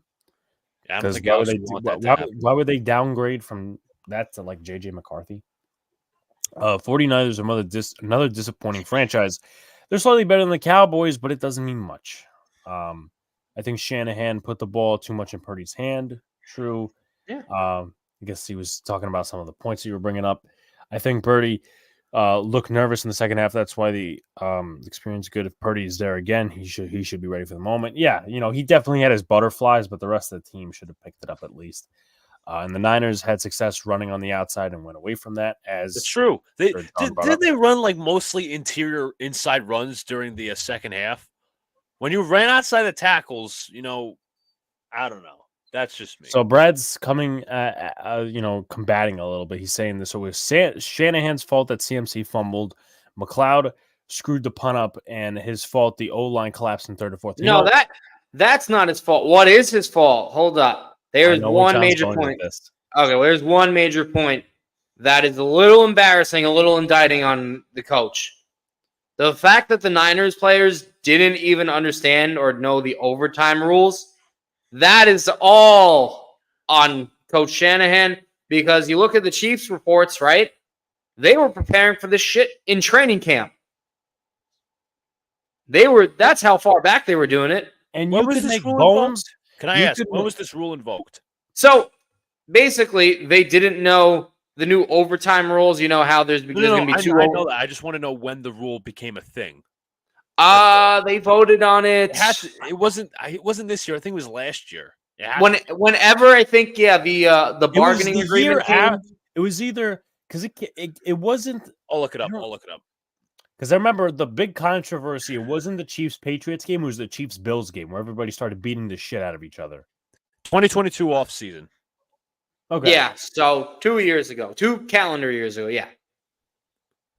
Okay, all right. But yeah, no, like you could make your bones about, hey, the players should know that, but as a coach, you have to practice that. That's a huge indictment on Coach Shanahan. And also, guys, Shanahan, how many Super Bowls has he been to? 2. 3. If 3 is, one is a 3. One is an assistant. Sorry, I should have been more specific. That's all right. Did you know every time that man has had a double-digit lead in the Super Bowl and lost all those games? That's a good point. That is kind of indicting on you can't close it out. And it's like again, my memory doesn't serve me well, but the 2019 Super Bowl I can't ask for. Like I can't question it. I mean, he went away from the run against the Patriots. They kept passing the ball in that Super Bowl then. So again, you can make your bones about the players not knowing the rules, but as a coach, you have to practice it. And also, Armin brought this up. There was a report that came out that the 49ers didn't even look at Patrick Mahomes. They didn't even scout him. Like, forget Armin put it in our chat. So there was a report out there, but that's a little embarrassing. I think 1 more Super Bowl L for the Niners, and they fall below Dallas in overall Super Bowl record. Dallas 5-3. San Francisco would be 5-4 if they lose again. Shanahan goes away from the run every game. Yeah, that's kind of been that. Wow, I got it right. Ayuk could lose money if the other top pending wide receivers hit the market. Shanahan won Purdy to out Mahomes. No, that's very much agreeable. San Francisco has been in 3 Super Bowls recently with Kaepernick, point star Jimmy, the game manager, lost all 3. It's the next Jeopardy question. Aaron Rodgers will thrive on asking. Why is this about Aaron Rodgers? Because that's Neil's man crush. Don't get started about the overtime rules. Kyle Shanahan isn't that guy. Should I resend it? Okay, so he resent it. That's true. That season, yes, that was it. they wanted to bring in Kirk Cousins, which was very odd. Because I remember, that was I'd take gonna be Purdy the over franchise, Cousins. huh? Mhm. I was. I if would we're too. talking- Well, the Jets almost gave him 90 million, but anyway, Niners were god awful on third downs. Kyle Shanahan will be fired, quite upset with the decision making. You're not gonna fire him, but funny thing, after that game, I searched for San Francisco toilet paper on Amazon and found nothing but "fuck Kittle" T-shirts at every top. He was a big disappointment. I'll give him that, Yeah. and I know that obviously John is thriving on the bad take Brian over that one. There's I nothing. haven't spoken to him about it yet. Yeah, Him- there's nothing. This is a good point though. There's nothing that anyone brings up that already has not been dissected amongst the fan base. That's true. That's true. True. Because also I want to go into this. Like, I will give credits to Steve Wilkes for playing a very good game plan. I said in the beginning they had a good game plan in the first half, and you could argue parts of the third quarter. But what bothered the shit out of me is on third down, on two key third downs, they let the scoring drives, whether it was field goal or whether it was this, that, and the other thing. There were two routes. There were two crossing routes, two separate plays. Rashee Rice and Travis Kelce.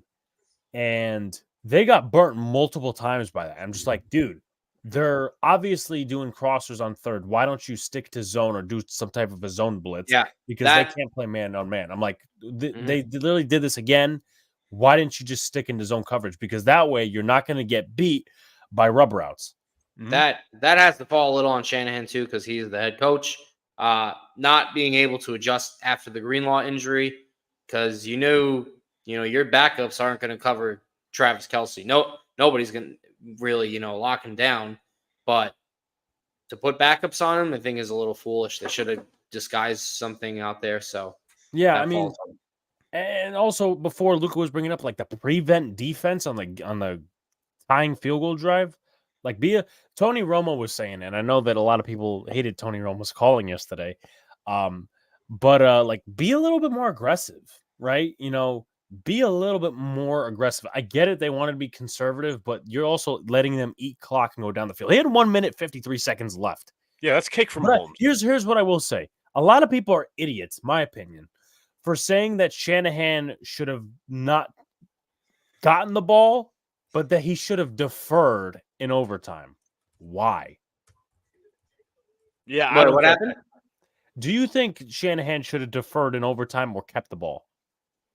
If he defers, the positive for him is he knows what he has to do in order to go and, like he knows, let's say the Chiefs kick a field goal, right? He knows that he could either play it safe and just go for a field goal or go get a touchdown. But I disagree with that sentiment completely, because you have a chance to win the game.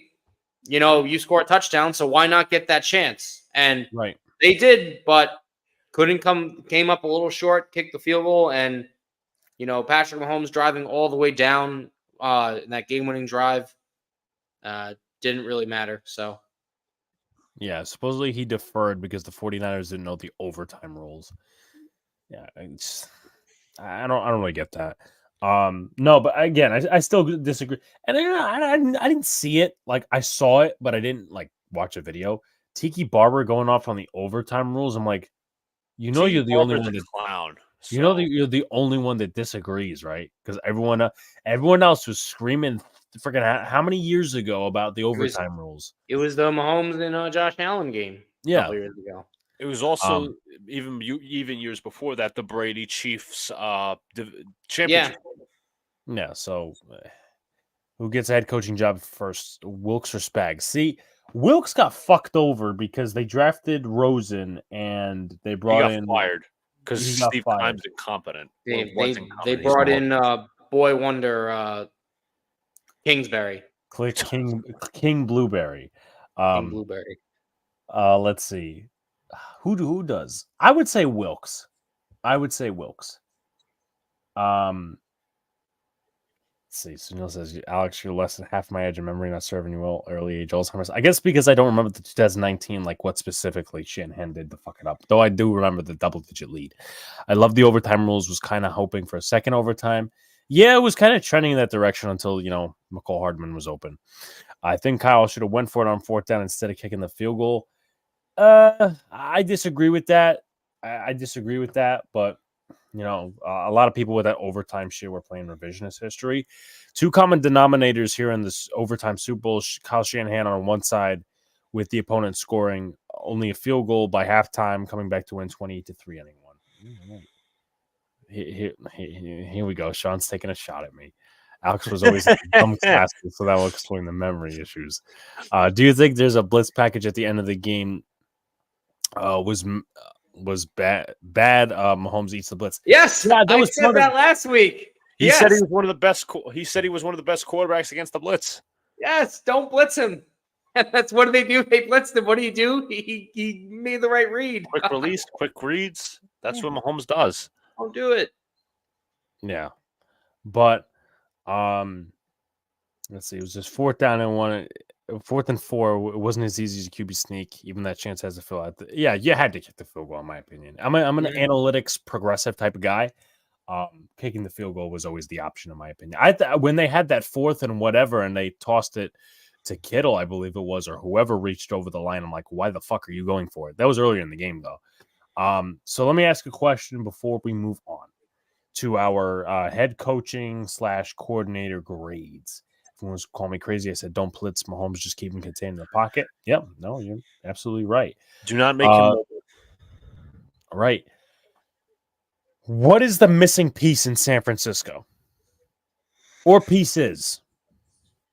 Do you want to talk about player-wise or coaching? Player, coach, whatever you think.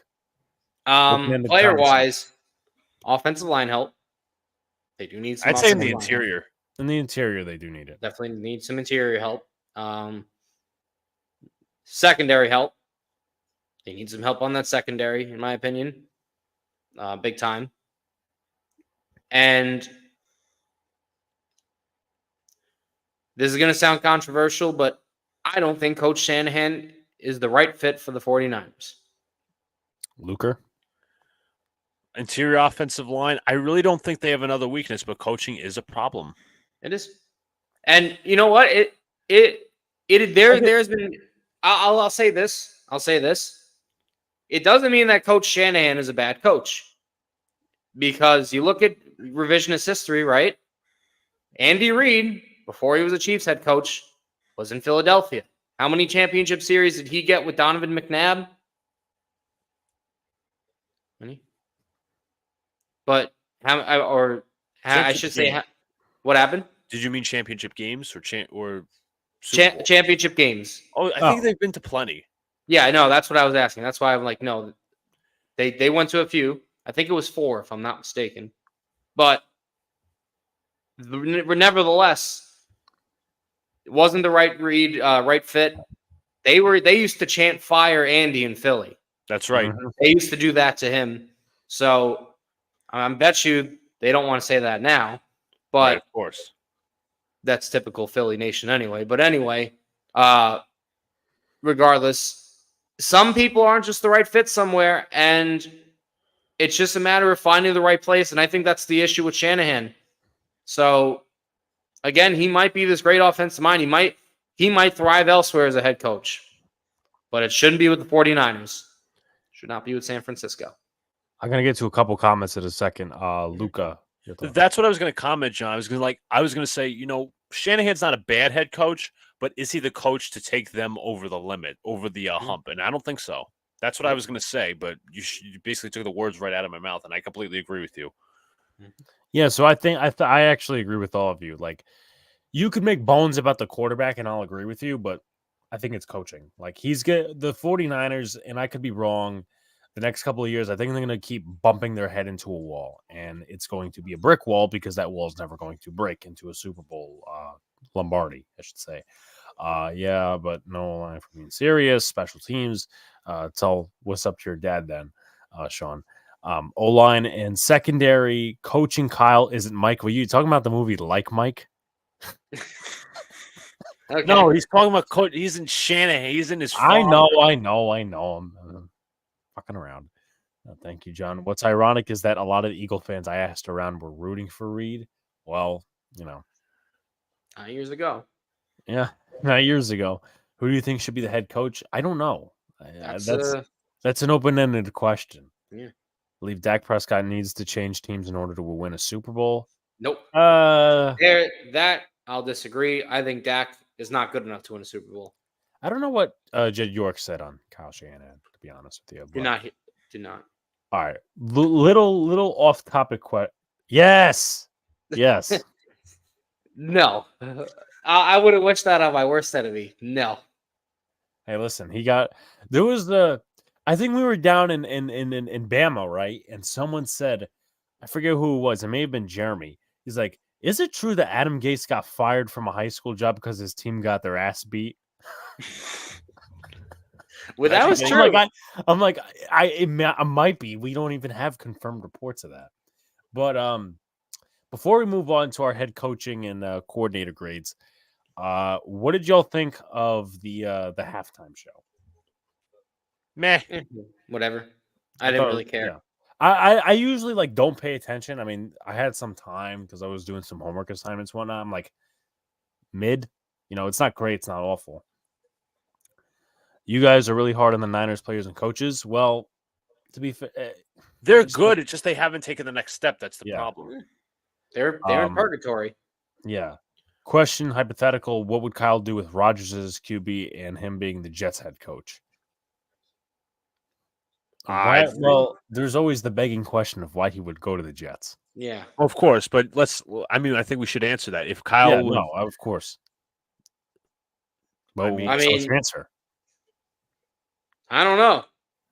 That's a good question. I think the Jets would be in a very good spot, but I'm maybe again, as I think we may have just referenced, maybe Shanahan's that coach that just needs a different spot. It could be. If he goes, as we said, Andy Reid, Mike Tomlin as a guy I think is worn out his welcome. Maybe he needs another change of scenery to find that he does again. Right. There are those coaches. It's not just saying they're bad coaches. Like, okay, we know you can argue Harbaugh. Harbaugh. Yeah. Another one. As in John Harbaugh. Shanahan and Lynch got extended. Alex more That's true. They did. A striking resemblance of Jim Carrey's Dumb and Dumber. The memory loss is a side effect. Alex, why weren't you and Kim Jones at the Super Bowl? I truly thought there was something there. Well, to be fair, not even referencing Kim Jones, but there were a lot of people that had less subscribers and less viewership than we did. They got credentials to the Super Bowl. So next year, I'm going to apply for that. Alongside Senior Bowl and Shrine Bowl and all that other stuff. It's also going to be a shit ton. Listen, I'll replace Kyle Shanahan. I'll go coach the 49ers. All right, okay. There we go. Yeah, listen, thank you, Sunil. I'm going to go replace Kyle Shanahan. Alex Kim Jones for head coach. No. Sunil, and the fact that Prescott is closer to Jones than he is Mahomes is why the Cowgirls won't win a Super Bowl. Interesting point there. Steelers parted ways. Yeah, they parted ways with Trubisky. Sean is rolling on the floor and out of excitement. Well, they didn't get rid of Pickett, but anyway. All right, coordinators, hirings, and notable hirings. And I have a controversial opinion that was actually bid at on Twitter. So I want to start out with the Seattle hiring of Mike McDonald.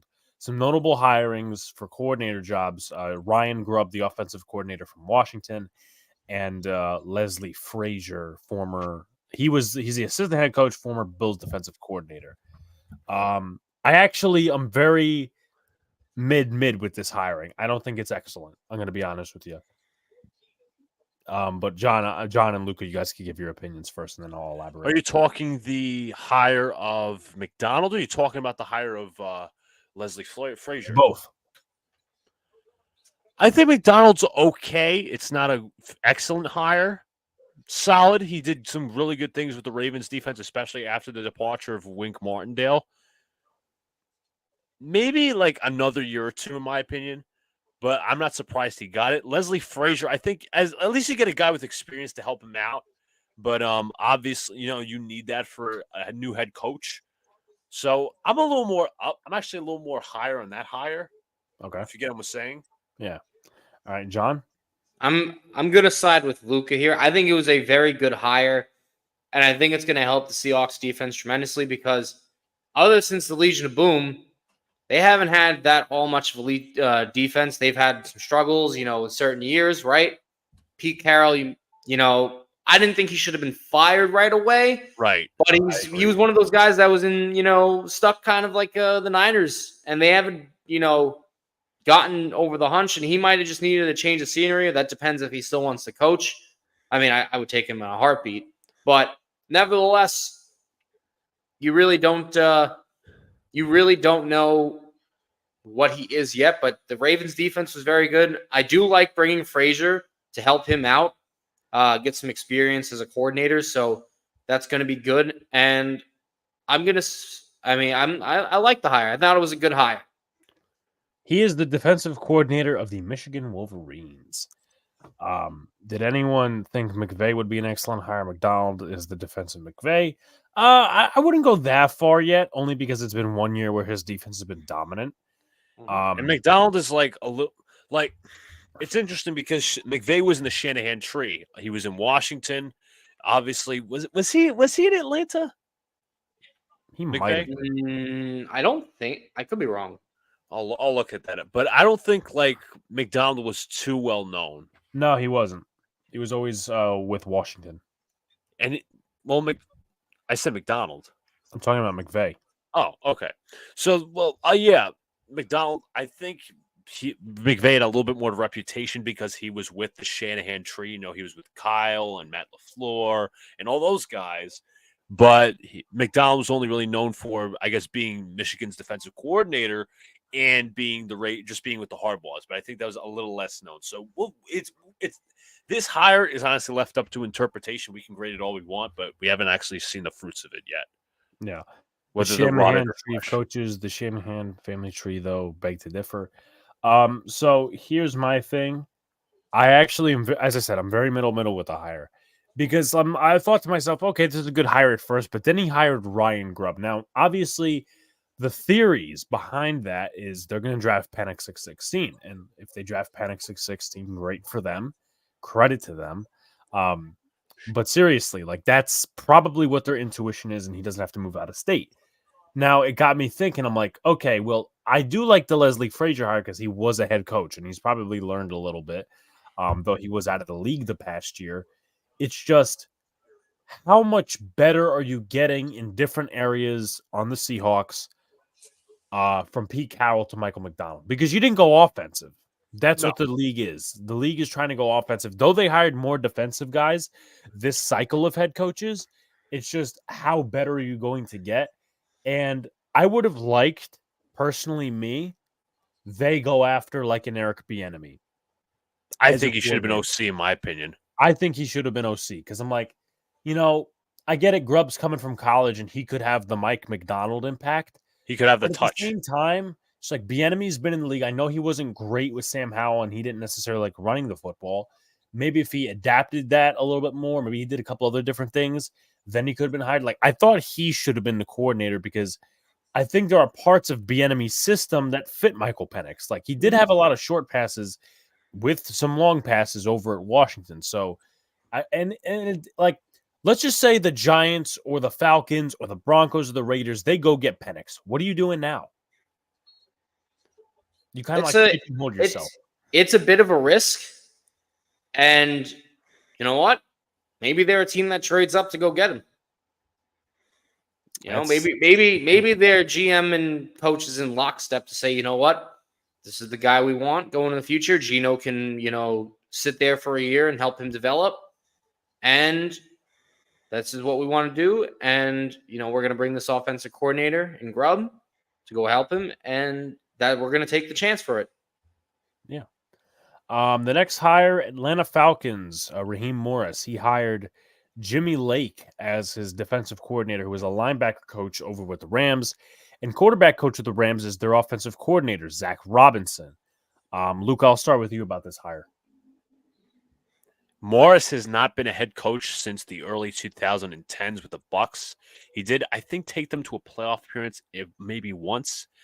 But I don't know. He's one of those guys that says to me, okay, you're just a DC, in my opinion, if you want to be completely honest. I'm a mech guy on this one. I'm not totally enthralled. John? You see, it's funny. I really wanted Raheem Morris to get another shot, but I don't think the Falcons were the right fit because I would have liked him to stay on the offensive side because idiot Arthur Smith could not use all that talent he had around him. And I don't really know if this was the right hire to unlock all that. I think they needed an offensive guy personally. Yeah, I think so. I mean, their defense was really good last year, the Falcons. Oh, that's They were a really underrated defense. So I wouldn't be surprised if, they still had a good defense. I don't know. Yeah, I'm not enthralled by this hire because I feel like, originally when we were doing predictions, I tell this story all the time. Is I originally picked Raheem Morris, then I went over to Mike McDonald, but I'm like, why would they take Morris again, knowing they let him go when Quinn was fired? That's true because they had him in as an intern, and they only went 4-7, and obviously it was a different thing back then because they was it's 4-year difference. So I'm not really enthralled by this hire, but I think the whole thing was either John said it or Brian said it, that essentially the front office got what they wanted, and that if this goes to shit, they're all gone, and Arthur Blank will come in and put Bill Belichick in his place. So, but that's an interesting strategy. Here's another one. I feel like we knew this was coming, but I don't like the operation of it. Gerard Mayo, New England. Alex Van Pelt's his OC. His defensive coordinator is defensive line coach DeMarcus Covington. Now, I'll say my thoughts first. I don't like the hiring of Mayo before the GM, even though the GM is in-house. I don't know how advanced the offensive game plan is going to be because the offense was very outdated in New England. I think I just have a bad taste in my mouth. I definitely think Gerard Mayo deserves a shot as a head coach. I just don't. It's a very much unknown at this point. Whoever wants to go first. I'll say this. I 100% agree that they messed up completely in getting the coach first and the GM. That is a recipe for disaster. But I will say this: the one thing, Alex, you talk about everything being outdated because of Bill Belichick. I think Gerard Mayo will keep the defense afloat. Maybe they get the right offensive guy. I forgot who was their offensive coordinator. Alex Van Pelt. Where did he come from? Browns. He was fired. I don't want to. Before I poo-poo it, I want to see it. Okay. Fair assessment. So, all right. So who's OC in this situation, Sunil? But I did see what he added to the end. I know. I saw what he did. Yeah. Next guy on the docket, Jim Harbaugh, Greg Roman, OC, Jesse Minter, except Roman OC. Yeah, except that A+. This was I'm just gonna flat out say it. This was the best thing to happen for Justin Herbert, and the best head coach hire of the offseason. Very much so.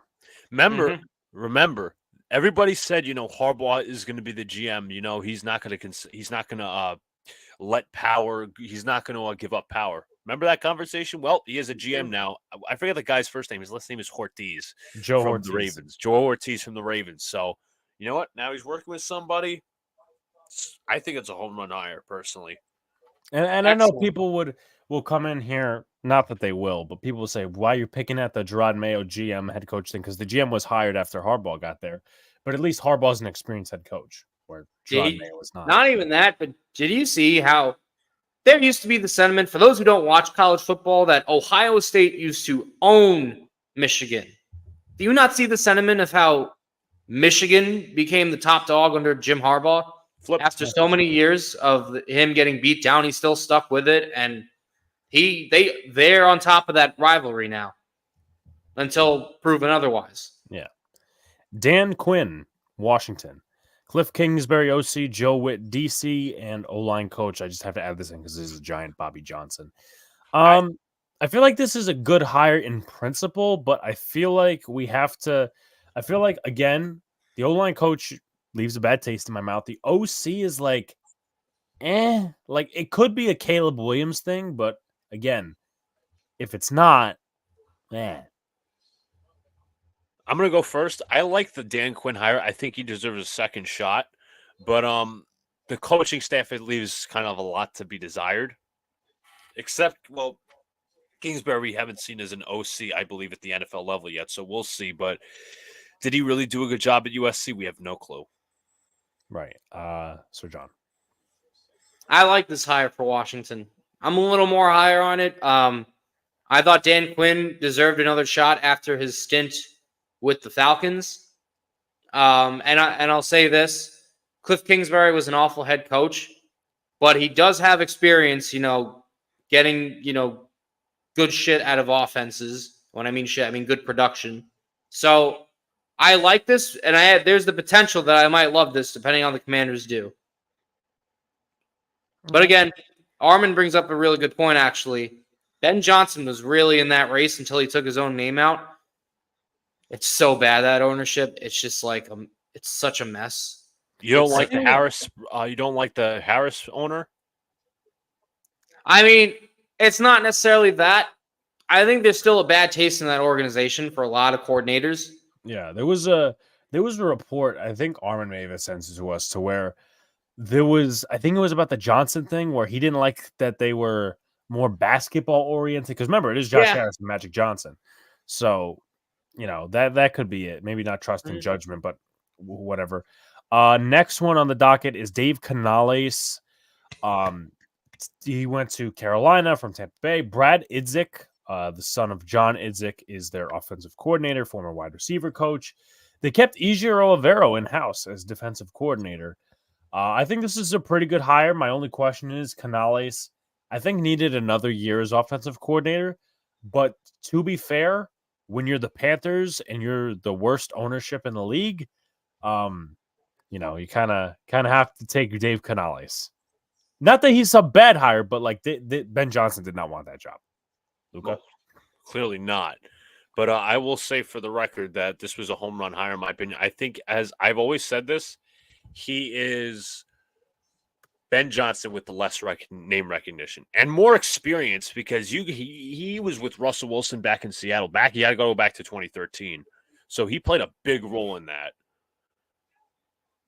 John? I love this hire. This is the perfect fit for Dave Canales, and here's why. This guy is literally the quarterback whisperer fixer. He did it with Geno Smith back when he was in Seattle, or he's still there, but. And last year, they take a 1-year contract from Baker Mayfield. What do? They ride him to the playoffs. They have a good win over a Philadelphia Eagles team. Okay? Everyone thought Baker was dead, and he looked at times like a top 10 quarterback. Dave Canales is there to fix Bryce Young because that's who they wanted. And last year's draft and first overall, obviously they're not going back on him now. This is who they wanted. So that's the goal. Fix Bryce Young, get the best out of him, and hopefully they could build a roster. I mean, I know the first overall pick might have been nice for them, but yeah. And then finally, Las Vegas Raiders, they kept Antonio Pierce. Luke Getsy is their offensive coordinator. They kept Patrick Graham, and their assistant head coach is Marvin Lewis. I'm not too big of a fan of the Getsy hire. I feel like maybe he could do some things potentially with Devontae Adams, but this was you had no fucking choice but to keep Antonio Pierce. I think this is, I would say, probably the second or third best hire of the offseason. I can agree with that sentiment. Don't like Getsy. It was funny when we were in the media press box at the Senior Bowl. Forget the gentleman's name. Terry. Yes, Terry. But he's and I forgot where he comes from, so forgive me for that. But he was the Chicago Bears fan, so he got to watch Getsy real close. He said it was the best thing for Justin Fields ever. Couldn't agree more. You want to look at after Getsy got fired, look how good Justin Fields really was. Other than that, though, I do like the hire because, guys like Devontae Adams, Max Crosby, their star players really were clamoring on social media to get Antonio Pierce. And I hate the sentiment that, players can't have a say. It's not that they have the power to hire someone, but they can voice their opinion and show their love for their coach. I mean, when Pierce came in, we all knew how awful Mike McDaniels was and why he even got another shot. Sorry, Josh McDaniels, excuse me. But we all knew that was awful. But Antonio Pierce got those guys to fight hard and play hard for him. And you win a locker room, that could be the difference from 7 wins to 10 wins. It really can be. And I think that's very underrated. I do like Marvin Lewis being on the staff because he's got the experience. So that could help someone out like that. But I thought this was a really solid hire. Luka? Yeah, I also think it's the second best hire of the offseason. They didn't keep Rich Bisaccia last time. I think they did with Pierce last time. I think they see they're trying to build something. So at the end of the day, plus hire, I think Marvin Lewis is a decent hire to help out Pierce. But at the end of the day, I'm not a fan of the Getsy hire. I know he was within Green Bay with Aaron Rodgers, but in Chicago, a lot of fans complain about his play calling. Seems like Aaron Rodgers bought a lot of people jobs. That's what happens. I think Bryce Young is short on talent. Brian would actually agree with you, and I think I want to give him one more year before I give Bryce Young anything. Brad takes Brian because he'd only make that offense suck. After Woody's comment, y'all draft a QB in the mid rounds. Thoughts? I mean, I think we should. I think we probably John not with our first 2 or 3 picks. I'm looking at a developmental guy for a third stringer. Yeah, someone is. I'll say this: is he better than our backup last year?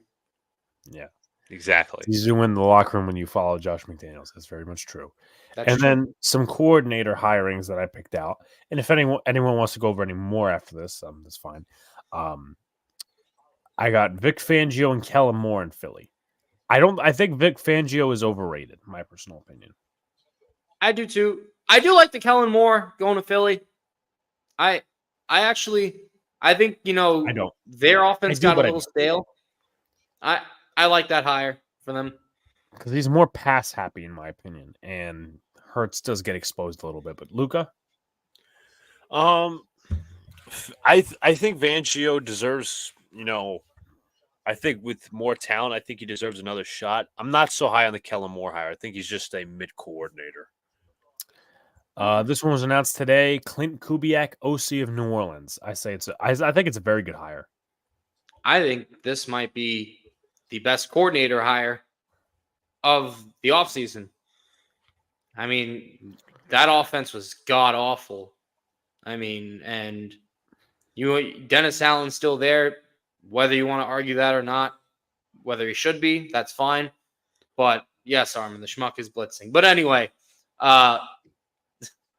nevertheless, I think it's really can help Derek Carr because I know he's better than what he produced last year because I've seen really great seasons out of him. So I think that's but they also need some help on that offensive line, which is dreadful. So let's see what happens there. But I really do like that coordinator hire. Luka? Kubiak, I completely agree with. I think he had 1 year in Minnesota, and they were top 15 in offense. So yeah, I like the hire. It's a positive hire. Pete Carmichael was terrible. He'd been there since 2009. So yeah, he was a Peyton guy. He was a Peyton holdover. Jacob brought it up. Shane Bowen, defensive coordinator for the Giants. I say mid. Honestly speaking. Here's why I hate it. Okay. Going from Wink to him is like going from an elite coordinator to like a meh guy. So, I mean, I know him and Dable didn't get along, but still, I suck it up and let Wink. I would have let Wink stay. I really liked him as a coordinator. I don't think Wink should have stayed after his the whole beef and whatever the reports are coming out. And I'll let Luka say his say in a second, but I feel like there were better coordinators, and there's a little thing is why were they not willing to come here? It smells a little. Was it the reputation around Dable is the question? Yes, because of what happened. Mm-hmm. Luka, you're very mad on the Shane Bowen hire. I also think there are better DCs available, but you're also going to look at this is another thing. What if let's just say this? What if that DC says, okay, what's the coaching staff's job security look like? What if the Giants don't draft a quarterback this year and then they lose, I should say they win 6, maybe 7 games? everybody's getting fired. So, or the coaching staff is at least going to get fired. So it's not like a good strategy, in my opinion. Like it's not an attractive job as people say. The Giants defense played very well last year. We know that, but is it attractive is the question. I agree with Bill. Cants were scared because of Dable's job security. There was a report about it. Yeah, no, I could see that. It's just But here's the other thing, right? And this is more so toward a Giants thing. Okay. You can't tell. Like Wink was your best coordinator last year. No, in fact, I'd argue, and I know for a fact Alex could argue this. He was your only good coordinator last year. That's true. How about the last 2 years? 2 years, yeah, because Kafka was terrible, and what's his face? Thomas McGahee.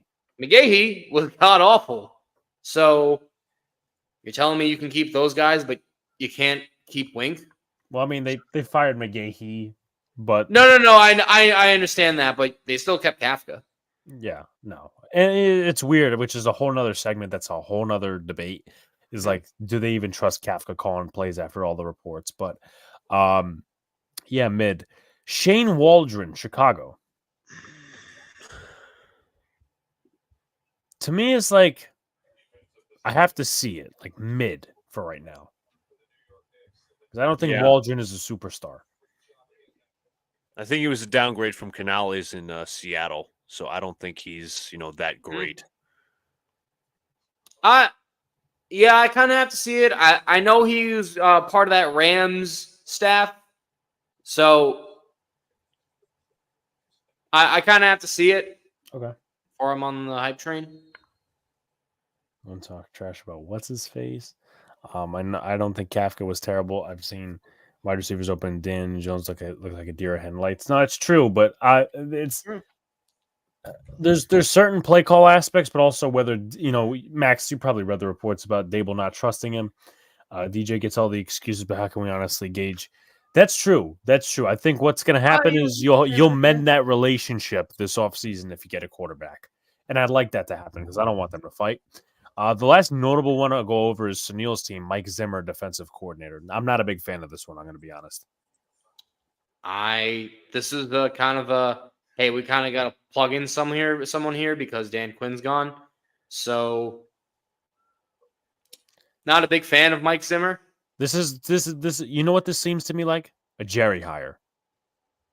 Could be a name hire. He was their coordinator from 2000 to 2006, and he was with the organization from 94 to 06 in general. So, in my opinion, it seems like a Jerry hire. Yes, they almost did hire Rex Ryan. They had Rob Ryan at one point. They did. Yeah. I think that may have been the year they faced the Giants in the championship game. Actually, no, it wasn't the championship game. It was the divisional game. It was like 2007. But any notable hires or any of that stuff y'all want to go over? Because I know there's a few more, but those are the main ones I picked out. I can't think of anyone off the top of my head. Well, I mean, there's one, but it's not like too notable. Liam Cohn. That was the Bucks for replacement for Canales. Yeah, it's not that notable in my opinion. Yeah. So, any final thoughts on that now? No. Okay, so before we hit our basketball segment, let me just cue this up here. We do have our first edition of NFL Draft Prospect of the Week. Now, this guy was the Senior Bowl, and I did the job of scouting him. For those of you who don't know, I should say, he's going to be number 23 on your screen. This is Andrew Phillips. He is a cornerback. He's out of Kentucky. This past season, he had 47 tackles, 10 games, 1.5 tackles for loss, 5 pass deflections, and passer rating allowed of 112.6, which isn't great. But I took some film from some of the games that he played some higher competition in, Georgia, Missouri a little bit. Yes, I did see Max. They did hire the special teams coordinator. But 5'11", 180 pounds, that's what he is listed as. I'll get into the weaknesses and strengths as we go along. So hopefully y'all can follow along with me. Number 23, you're at the bottom of your screen. See right here. I like the break he has on this route here. I know you normally would hear that as a receiver term, but he just recognizes the route and makes a really nice physical play. Okay, this is the next one. It's going to be the same route, but just from a different angle. Physical at the point of attack, catch wise. Okay, so this one is a little bit tougher to tell, but he's going to be number 23. I believe he's the slot guy that's going to be crashing down here. You just dial it back a little bit. You might see a little replay. Yeah, he's the one who crashes down. It might be a little bit fast. This one here, let's see where he is. He's going to make a very physical play towards the back of the end zone. You'll see it from a different angle. And he could play slot. He could play inside too. That, I believe, is actually some guy we saw at the Senior Bowl, number 5, Marcus Rosemy Jack Saint out of Georgia. Brian's guy. Brian interviewed. Let's see where Phillips is here. He's going to be at the top of this route. Not just the play itself, but I like the IQ on him that he knows when to switch up. And he actually, I believe it or not, got some matchups here against Ladd McConkey. And that was the matchup, believe it or not. So you scroll this back a little bit. So you got trips left. And he's got McConkey over the middle. He does have safety help, but that's just good recognition. Here he is. Let's see where he's going to be. Just another physical play. All right, let me dial this back a little bit. Fucking Missouri film is tough. Okay, so we do have a spot. He's in the slot. Now he does get beat a little bit, but not too badly. He's mostly sticky in this situation. Let me try this one again. Let's see here. Good coverage. Let's see. Again, a little tough to tell with the numbers. I believe he's the top of your screen.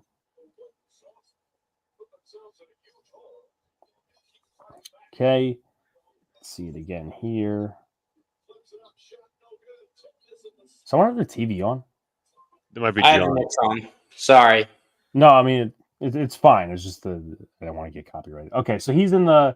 This is another good recognition play. I believe this is going to be a wheel route. He's in the right slot, by approximately the 31-yard line.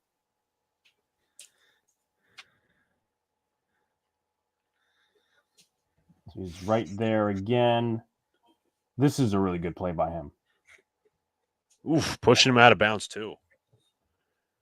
The thing I love about him is he does use the sideline. And Could use it as a just barrier. out of bounds is like a boundary. So that's how he plays. This one, he's at the bottom of your screen here. Now, I don't like that. Just a little tidbit into the weaknesses. I don't like that hesitation right there, but he does stay. He does get the safety help. Here, he's actually going to be blitzing off your left side.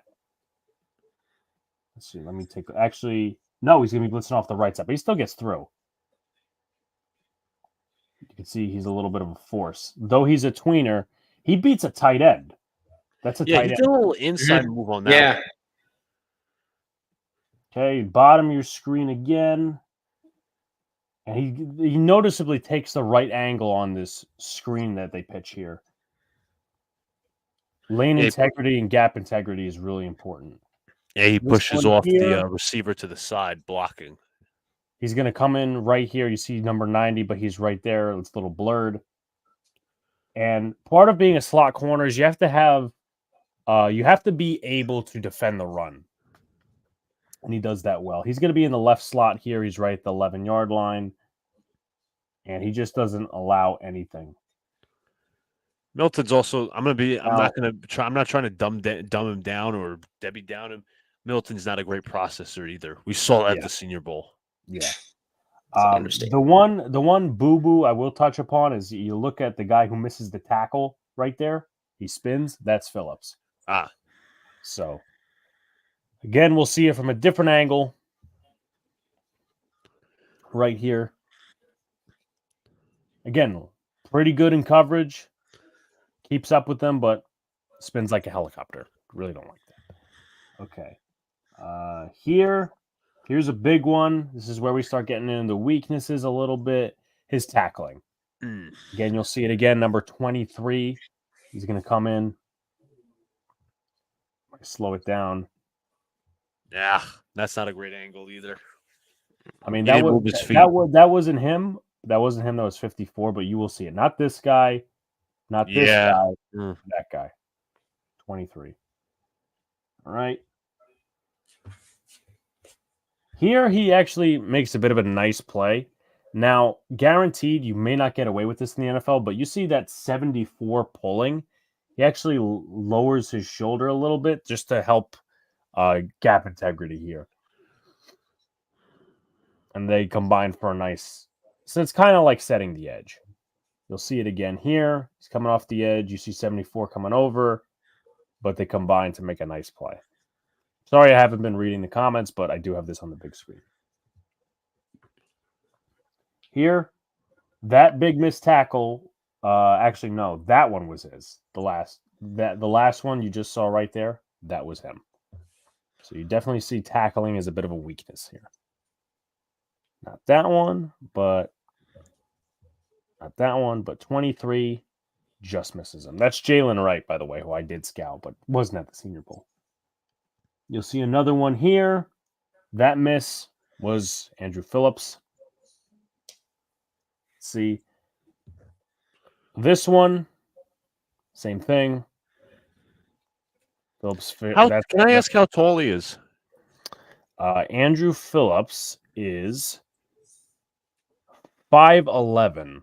Yeah, that's what I thought. Okay. This one here. Yep, the one we got flopped over. That's Phillips again. There's some other weaknesses, of course, we're going to attack here, but again, just showing the main ones. Terrible angle taking right there.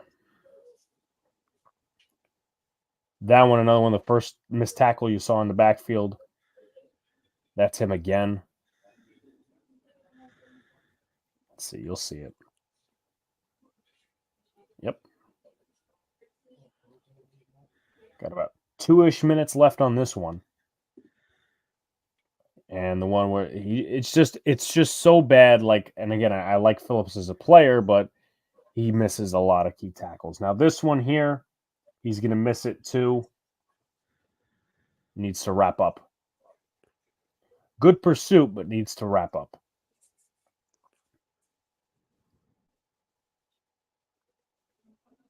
Kind of reminds me of like every other LSU corner.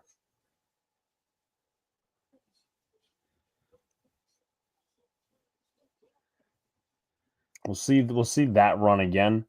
See 23, and he's just totally bullied out of the play. 23 coming off the edge right here. Totally just mauled out of the play. That's the problem. He's a little undersized. Mm-hmm. That's the frame. A little undersized. Yeah, 180 pounds. Now, his measurements may have been slightly updated when it came to the Senior Bowl, but this one here was just totally pushed out of the play. You'll see it from a different angle. But he was totally just pushed out of the play. Right there. All right. And very slowly we'll be getting into lane and gap integrity. Right there, had the running back, but decided to tackle with his upper body, his head specifically, and not with his hands and his arms. I would like to know his wingspan personally. This one is gap integrity. Because you see Brock Bowers there? Yep. I believe he's blocking him. Lead blocker. See, what you want to do here is he should be more to our right. Not switching, because if you lock down, this is gap integrity here. If Phillips locks down that right side like he should be, the running back or whoever is taking the ball will have to cut back left, and right there's two defenders. So that's, again, where we're talking about gap integrity here. And that's not just being a part of a DB's thing, but linebackers and defensive linemen really have to focus on this too. Now, this one here is kind of where I have a problem with his back pedal and his just overall recovery speed. You'll see it because it's actually going to be Right now, he is on the University of Kentucky logo. And you just see right here what could be a big play, but Milton misses it. Middle of the field. This one is a very close. This one actually ends up being a reception, and he just plays off for some reason. I don't know. It's kind of like he pushed off to like get contact, early contact, but why did he come off then? Why not stay physical within the route? That's what I don't get, kind of. Near horse collar. And then the last one. Oof. Fell down. So just going to read the scouting report real quick. And so strengths, speed, run support, upside, high IQ, scheme versatile, boundary slot experience. Weaknesses, drag tackler, misses big on initial tackle, light frame, lack of ball production, average gap discipline, and taking on blocks. I have my summary here. Andrew Phillips is an intriguing defensive back that exhibited his versatility at the Senior Bowl. Phillips has solid speed for a cornerback and a very high IQ, recognizing plays in their designs. He has both man and zone coverage experience, as well as playing on the outside in the slot. One of his bigger upsides is the potential for him to be a good run defender at the next level. Why there's upside and it's not set in stone is that Phillips is a very bad tackler. He's more of a drag tackler, often misses on his initial tackles. That could be due to the fact that he has a light frame, which also prevents him from properly deconstructing blocks. As a part of these weaknesses, Phillips just possesses average gap discipline. Sometimes he'll try to make a home run hit while attempting to collapse the blocker. Meanwhile, he takes the wrong angle or gap, giving up a big play, kind of what we saw with the Bowers block. His lack of ball production could be added in too. In my opinion, I do see Phillips as a slot cornerback in the NFL. I'm unsure if he has the skills to consistently cover outside receivers with his frame, but if he gets his technique correct, he will be a strong run defender and a very good slot corner. And I think it's going to be mostly a zone-dependent scheme for him, though he can play some man coverage as a slot cornerback. Before I go to comments, I do want to get the panel's thoughts. My apologies. Late third, fourth round pick. Luca, you want me to go or you want to go? It's up to you. You can go. All right. Well, I mean, based on the film there, right? I did see a little bit of him at the Senior Bowl. I wasn't too keen or had my eyes too heavy on him. I will say this, just what I based on my observations, right? He's good speed for a corner, right? Good movement. You know, he can move lateral, horizontal. I think that's fine. Again, that goes to quick feet. I think he did a pretty solid job of reading the route. When he's in coverage, it shows that he's obviously paying attention to the receiver, but also making sure, where the quarterback size, where is he looking to throw to? And I know he didn't have a pick. I think Alex mentioned that, but it seems like he's got pretty good ball skills when he's, targeted. So again, always, I always say production in college doesn't translate to the NFL. And sometimes it's more about talent. Now, the issues are, as Alex mentioned, the tackling needs to be a lot better, not just a little, a lot better. And I don't think I think he's a very limited guy. I don't think he's ever going to be this, elite shutdown nickel corner, but I think it's, I think he could be a rotational depth piece for someone mid-round. Luca, go ahead. My thoughts, I think I got to agree with John. I think he's going to be a solid piece. Run stopping, he's very good in the pursuit, but the angles could be a lot better. I think he has a very good IQ. He has speed, but he's got to build up that frame. I agree. So that's if you guys have any suggestions for prospect of the week, we'll see if we got the film. And well, we're doing one of these every week until the NFL draft, so that's going to be big. Gentlemen, any final thoughts before we get into basketball? I'll take that as a no. No. Okay, Luca, I'll have you take the lead. 2 words: fuck the refs. That was a fucking terrible call on Jalen Brunson. Absolutely fucking terrible. I'll admit we're we're gonna discuss the Knicks. It is a little hard to talk about the past when there's a current game in overtime right now, because I watched pretty much that whole fourth quarter at least. Pretty solid back and forth game, but I'm trying to figure out how we kind of just what's the word, Luca, that I should use In terms of what? of it's 105, 103 Rockets. What's the word I should use for the refs? Terrible, rigged. How the fuck do you call a foul on that?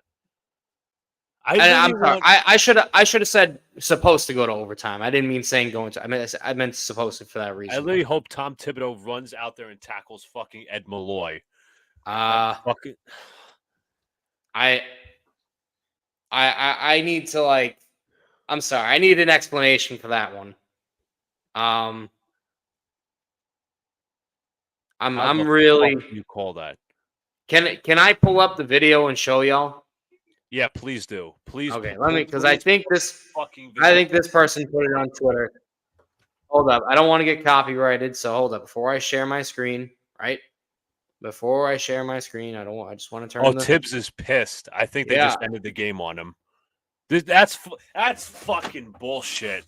That's fucking bullshit. Wow. Are you kidding me? Wow. Are you fucking serious? That had what a terrible 0.2 seconds on the fucking clock. How the fuck do you fucking call that? How the fuck do you call that? How the fuck do you end the game like that? You gotta be fucking kidding me. Get out of here, man. What? I hope that if it's possible in the NBA, I hope they fucking protest this game. All right. Sheer fucking robbery. Do we all see my screen on Twitter? Wait, hold on 1 second. Okay. Do we all see it? Everyone sees it? I'm not looking. Full screen it, John, for us. Okay. This was the last foul call. Ready? Volume's off for this. Here's the drive. Gets kicked out. There's Brunson. I'm sorry, what?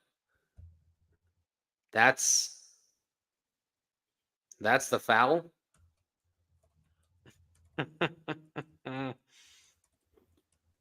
Okay.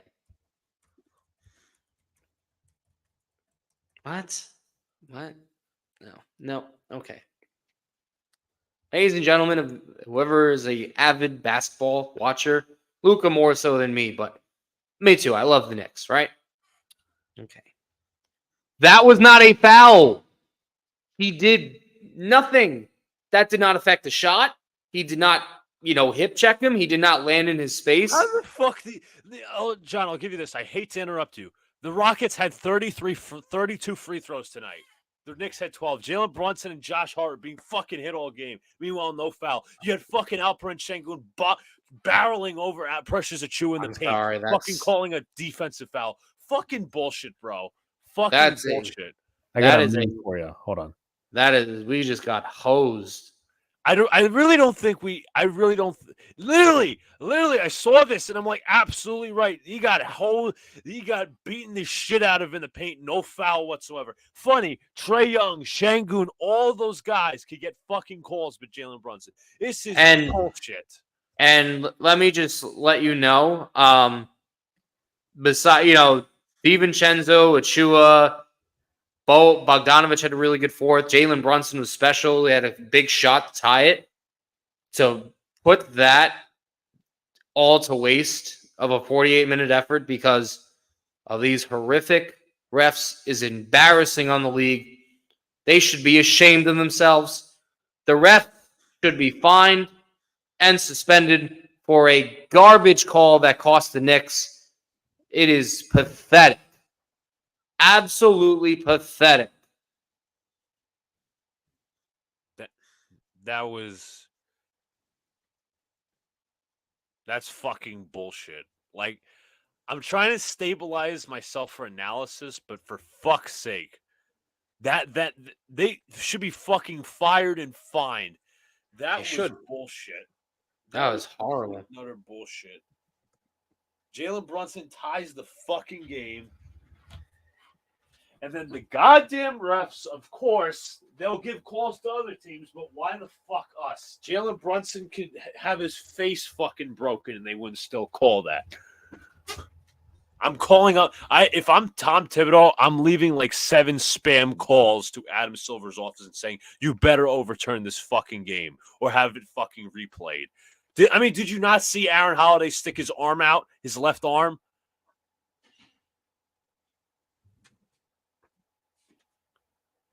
John's about to get something. Oh, he's got the book. No, I got a pad this time. Oh. Where's my damn pen?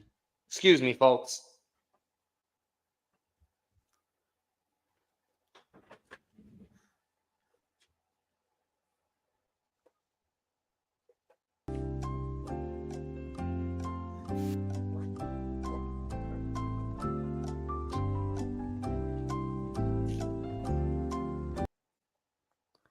What the hell is it? Can we see that? And there was 0.2 seconds left on the fucking clock, but they didn't do shit. Let me see that again, John. I'm sorry. Sorry of my light, but Ref, No, you're fine. Crackle us. You don't gotta watch your French. I've been swearing the past fucking 5 minutes because they got fucking screwed. Yeah, Donnie DiVincenzo supposedly kicked his leg out. Supposedly, then they overturned that shit at the end of the first half, and then. How the fuck are officials in every sport not held more accountable? Is this scripted? Do they have them on the fucking payroll? Robbing the fucking Knicks once again. That call was fucking bullshit. I'm sick and tired of it. I really fucking am.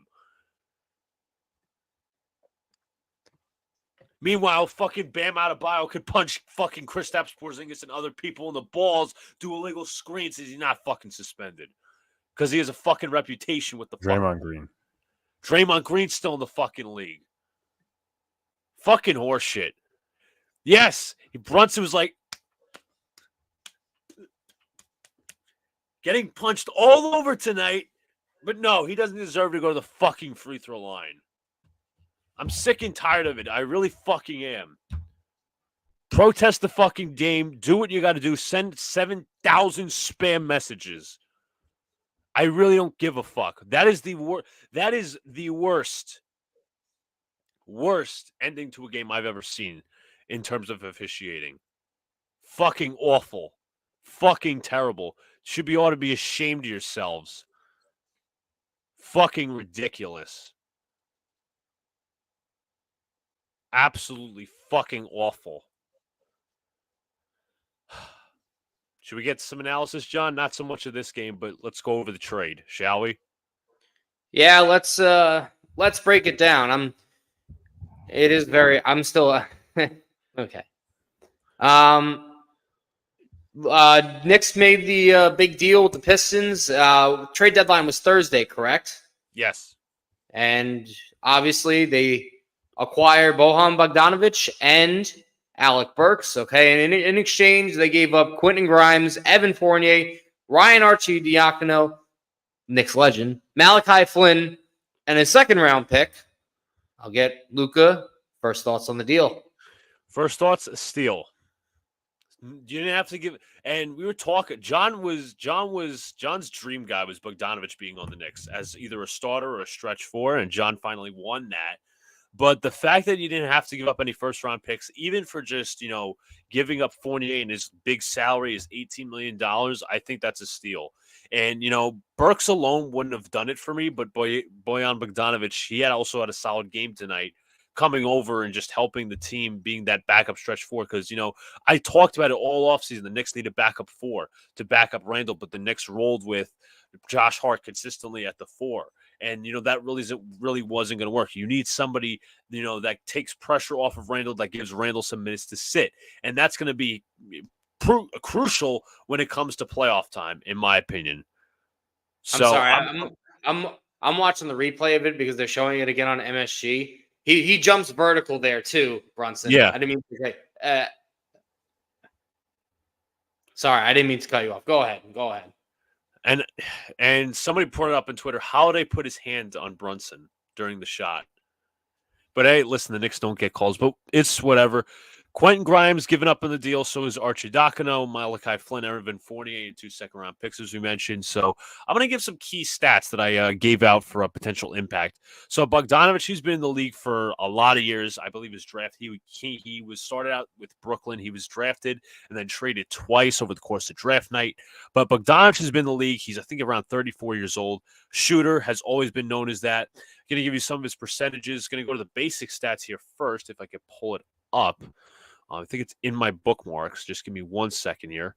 I have them in the doc, if that's the one you're talking about. Well, anyways, I do have Bogdanovich's regular stats. Let's go to the profile. okay. Here we go. Let's see. He's averaging around 9 in total. Let's just, you know what? We'll go before the trade. 20.2 points per game on a shitty Pistons team, 46% from the field, 41% from downtown on 7 attempts per game, 77.9% from the free throw line. His overall plus minus is a -9. That could be attributed to his negative defense. That also could be attributed to him being on a really shitty Pistons team because you got to factor who he's playing with. But breaking down more of the shooting percentages on catch and shoot threes, 40%. Pull up threes, 46%. He could do a little creation off the dribble. Pull up field goal percentage, 46%. Again, creation from three, creation in the mid range. On his drives, 49% field goal percentage. Wide open threes, 40%. Again, the most valuable shot that Thibodeau favors in terms of 3-pointers is the corner threes.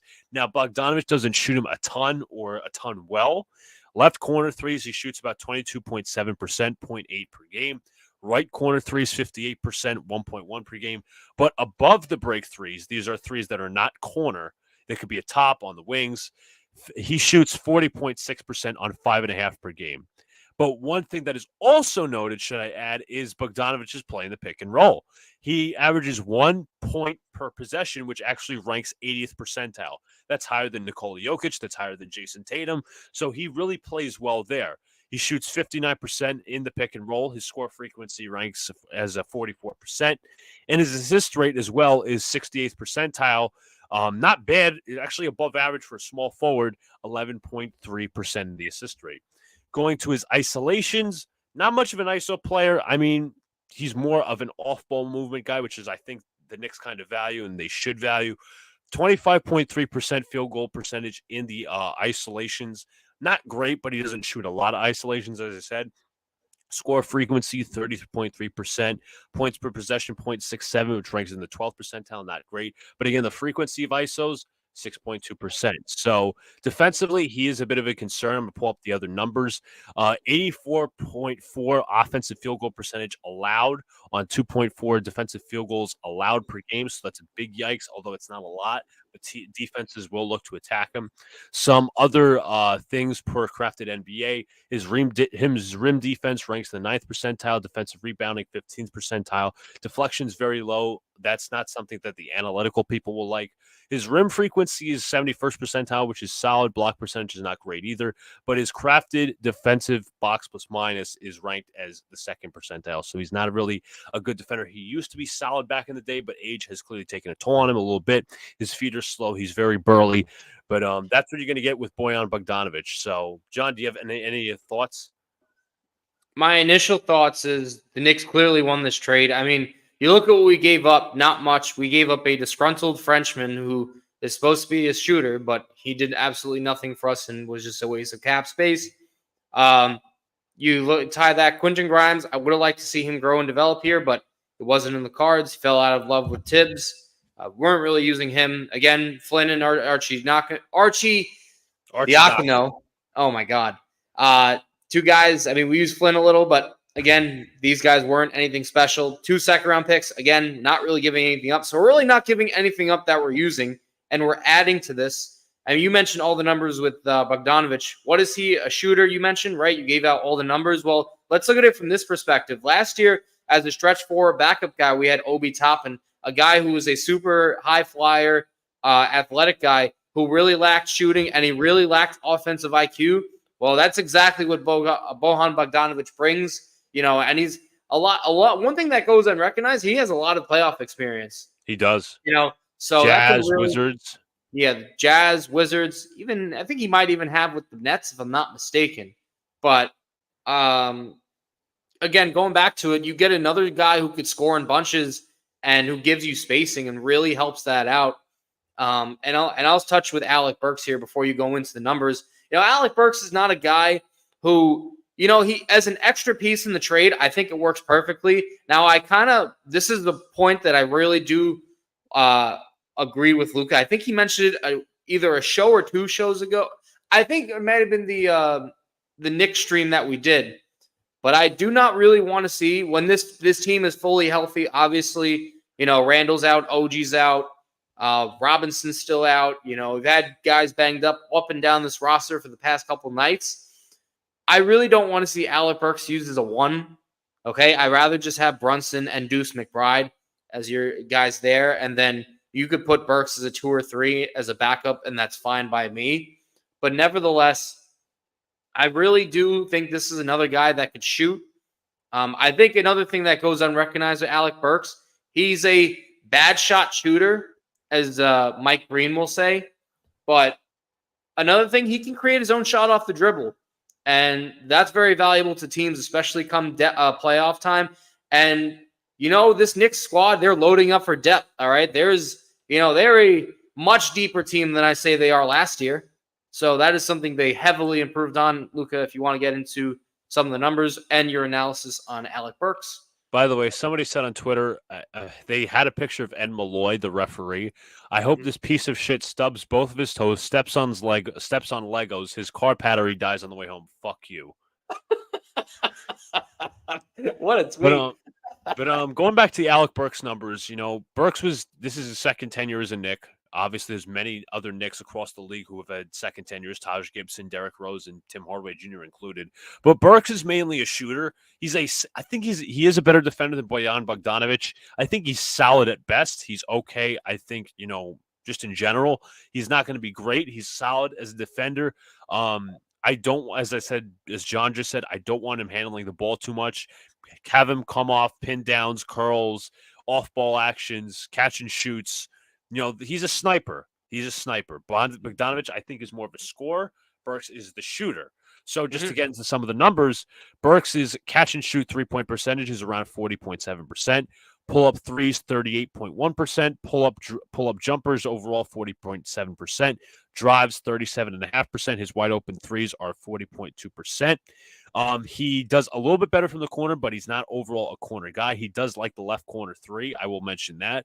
For 35.7% from that area, 1 per game. Right corner 3s, 45.7%, 0.9 per game. Above the break 3s, once again, any area that's not the 3, that's not the corner in the 3-point territory, 40.2%, 4.1 per game. Pick and roll, he's about above average. He's not as good as Bogdanovic. 0.97, 69th percentile, shoots 33.7% off the pick and roll.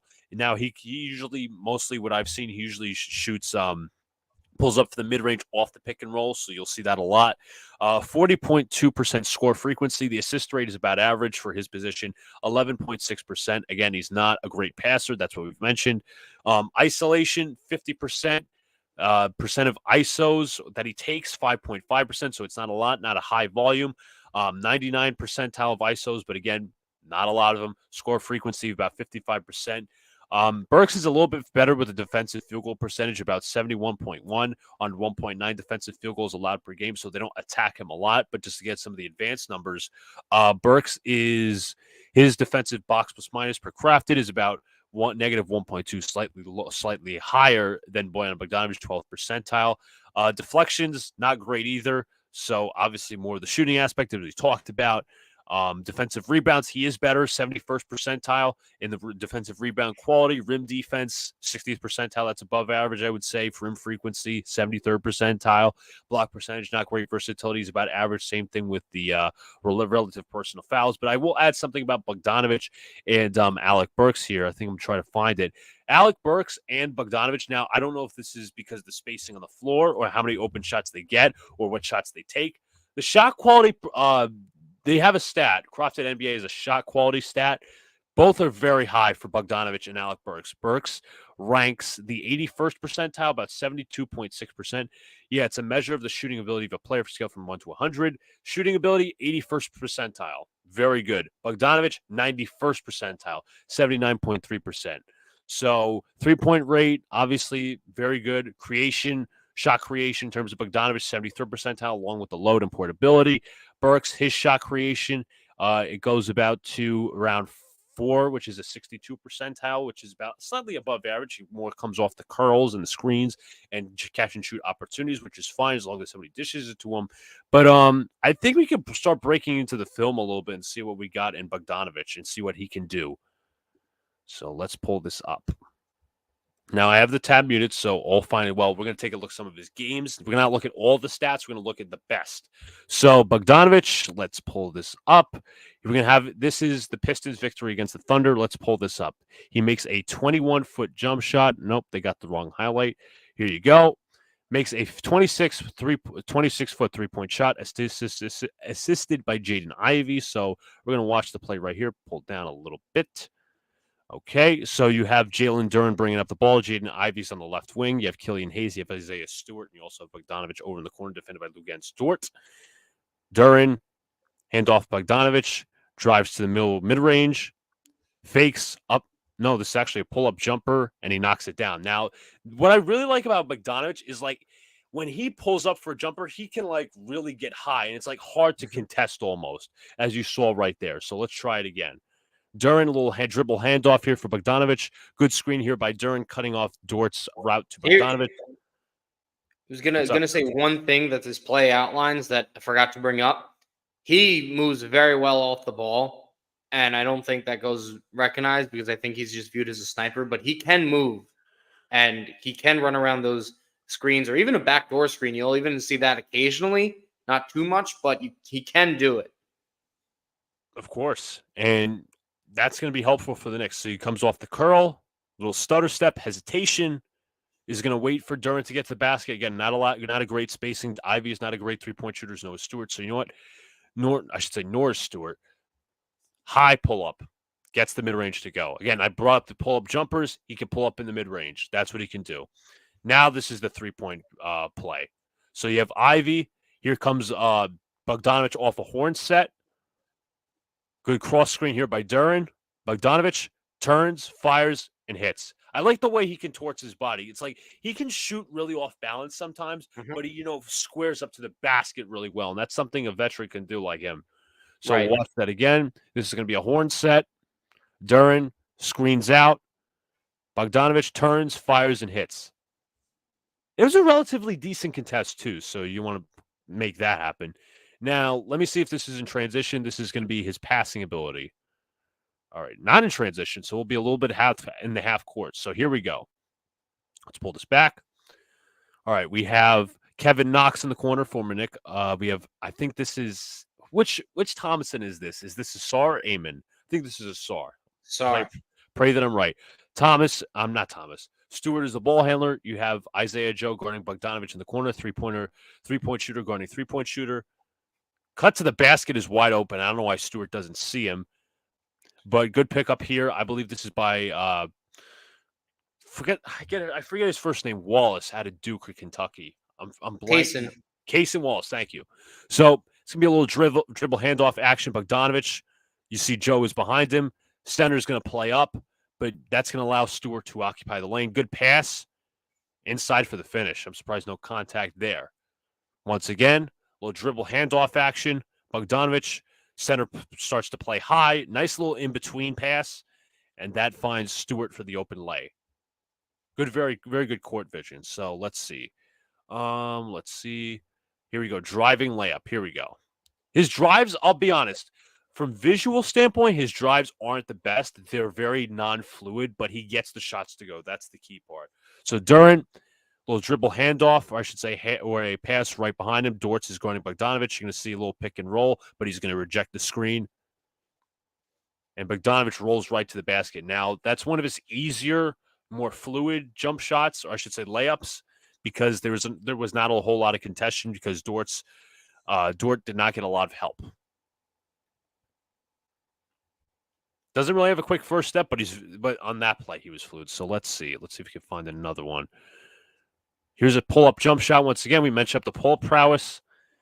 Pistons are up. Surprisingly, Duren in the paint. Floor spacing not exactly great. Stewart's not a spacer, nor is Killian Hayes. Bogdanovich out on the perimeter. Josh Giddey looking into the paint. Little dish out here by Duren. Gives out to Hayes, back to Bogdanovich. Giddey comes to guard, draws him off the line, and Bogdanovich pulls off the glass. And we've had shooters in the past like a Reggie Bullock where if you get them off the line or at least beyond the 3-point line, they're confused when they dribble or they really don't have much of a dribble game or a creation game. Bogdanovich does not lack that. He has that. Once again, to Hayes, Bogdanovich, a little over pursuit here by Josh Giddey.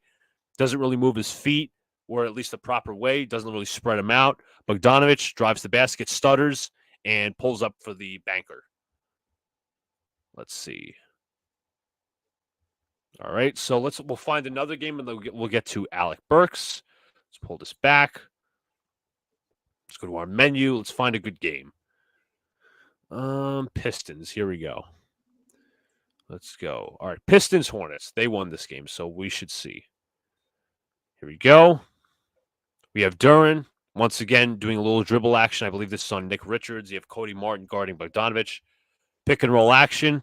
Bogdanovich rejects the screen, goes to his right, little stutter, but the open space he gets or lays it in. Just a really good concentration of what the defense is doing, taking the defense, what it gives them. Once again, rejects the pick and roll action, driving. Bogdanovich stops to read the floor. You see that Richards is tending more to Jalen Duren as opposed to Bogdanovich, and he lays it in with the right hand very quickly, even fluidly. Here we go. Once again, another Bogdanovich layup. 3-level score. Bogdanovich is going to call for a screen. Goes to his right. Actually, more of a ghost screen. Bogdanovich, as you see, Richards tending to the center. I think that's Mike Muscala. I could be wrong. But Richards is tending, leaving the paint wide open for the easy layup. And obviously, Ish Smith can't really defend that because he's undersized. But right here, he was taking on P.J. Washington. And he was honestly better that he didn't pass it because Hayes is a shit shooter. Here we go. Hayes, one-on-one, goes to left off the pick and roll, kicks back to Bogdanovich. Bogdanovich, once again, pushed off the line, the 3-point line, dribbles, and lays it in. Nice little athletic layup with a reverse. Watch that again. Hayes off the left, kicks back to Bogdanovich, a little up fake, and a little athletic layup with a little bit of English on it. Now we're going to see, I think we'll start to transition to Alec Burks' prowess. So we got Bogdanovich on the assist. Burks will take the shot. Here we go. We got a little screen action here by Duren. I believe this is Marcus Sasser. Drives to the basket, sees Bogdanovich in the corner. Bogdanovich fakes, drives to the basket. Nice kick. Kicks out to Burks in the corner. I should say off the wing for 3. Watch that again. Sasser driving. Kicks to Bogdanovich. Bogdanovich able to be driven off the line because of his prowess. Kicks to the wing. Burks open 3 is easy money. We'll watch one more Bogdanovich. Pull up a jump shot from 3 this time, and they'll get to Burks. Here we go. Bogdanovich. Step back 3 in transition. Knocks it down. Now, I don't have the numbers in terms of transition 3s, but I'm sure it's pretty high. Let's move to Alec Burks, shall we? Let's pull this up. Move that. Let's see. Pistons. Here we go. We'll do Clippers Pistons for this time. Alec Burks. Okay. Let's see. Burks has a pass stolen. Now let's find a good highlight, shall we? Here we go. Burks on a running 3-point attempt, even though they don't even have the right highlight. Typical. Here's a driving layup by Burks. Pistons in transition, down by 12. Burks is the ball handler, bringing it up. Burks stops, drives to the basket, gets the contact from Westbrook, and the foul. Simple as that. Burks, not someone with a quick first step, but he's very fluid in his layups. Once again, stops, drives to the basket, gets the contact, and the finish. So let's see if we could find another one, because obviously probably Alec Burks didn't have a great game this one. Alec Burks. Let's find another good game this time. Pistons. We'll do the Thunder game. See if you can find any decent. Here we go. Should be an Alec Burks 3. Ball is lost here. Good steal by Ivy. Burks pulls up for 3, gets it to go. Very much thrives off the catch and shoot, as I said. Once again, ball is loose. Ivy comes from out of bounds in, gives it to Burks. quick catch and shoot and hits. Let's see. It's a shooting foul. Here we go. Here's another Burks pull-up jump shot. Knox, former teammate of Burks's and current teammate at this point, hands off to Burks. Burks, one-on-one versus Giddey. Sidestep three-pointer, knocks it down. Again, you really see that dribble action from Burks, but his jump shot is fluid. It goes right in. One-on-one, little sidestep, no hand in his face, knocks it down. Get a few more highlights of Burks, and then we'll bring it back. Let's see. Let's see. I want to find shooting highlights, not so much three-pointer. Here we go.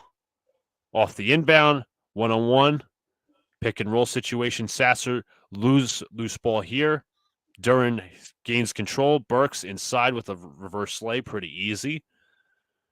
And overall, that's what I have to say on Alec Burks and Bojan Bogdanovic. Okay. But there's another thing I'd like to bring up, though. We've talked about now. This team is littered with fucking injuries for whatever reason. How now we've seen it. Did they say anything about DiVincenzo? I don't know yet. I haven't seen a report, but I will start to talk about the injuries and all that a little bit. John, do you think we really lost anything with Quentin Grimes? Last year you asked me, I would have said yeah. This year, no. I'd say no on this year just because he's very raw offensively, and it's not that he can't put it together. I just don't think this is the right team to do that right now. Again, he's a guy that, he thrives defensively, can really stick some of these guys out there, some of the better scorers in the league.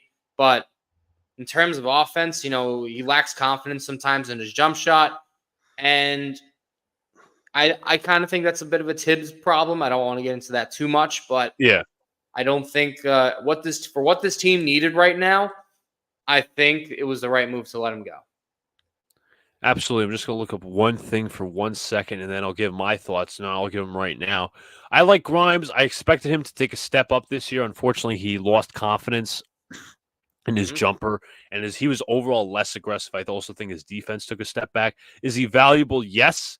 But in my opinion, once he got to the bench, he tried to regain his confidence. Once they traded for Anunoby, once somebody went down with an injury, I forget who it was, but Grimes was expected to get more minutes. Unfortunately, Tibbs favored Josh Hart for whatever reason. But overall, it sucks. I like Grimes, but I think he's better off.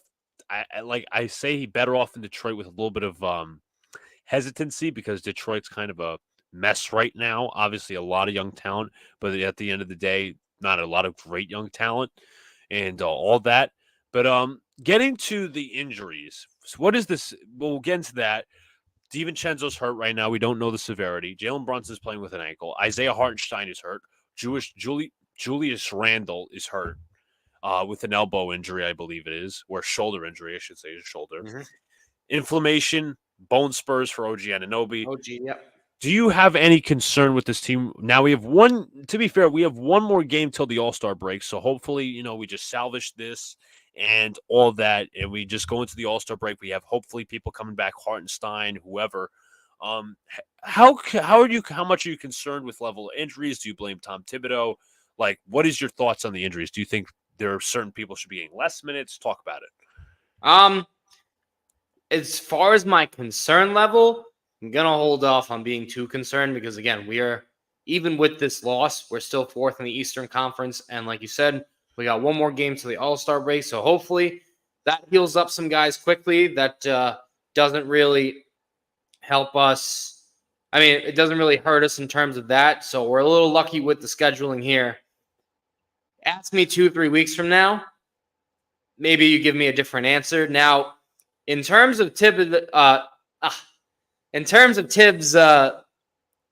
just continuing to overplay guys and overuse them, I think it is starting to have a bit of an impact, and it's not as much as so you can point to them sometimes not being able to close out in the fourth quarter.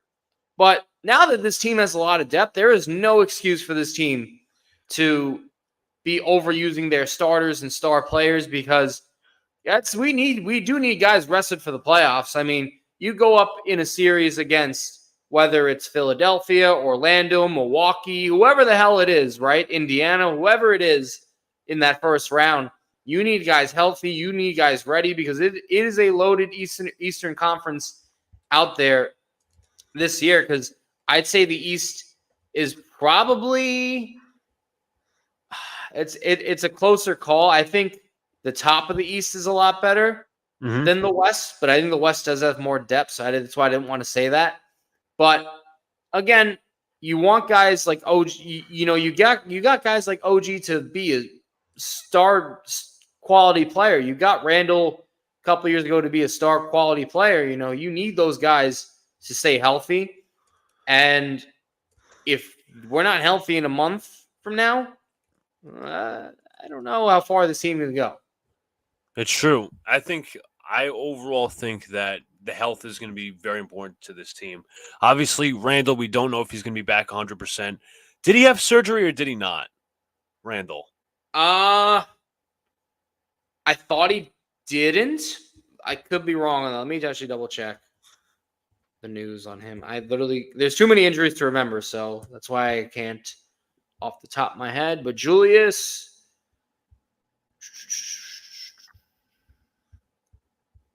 Okay. I don't think he did because I think the original report was 2 to 3 weeks, right? I think it's for evaluation. Yeah. It doesn't say he got surgery. I don't think he did. Obviously, OG did, but yeah, OG did, but not Randall. I even said when the trade first happened, when this team is healthy, they're going to be freaking scary. Mitchell Robinson's going to be coming back. You'll have I think the defense will be a lot better in the starting lineup. You'll have Randall, you have Robinson, you have Anunoby and DiVincenzo defending. You have Jalen Brunson creating the plays. Bench, Burks, Josh Hart, Bogdanovich, possibly maybe you throw in Deuce McBride a little bit.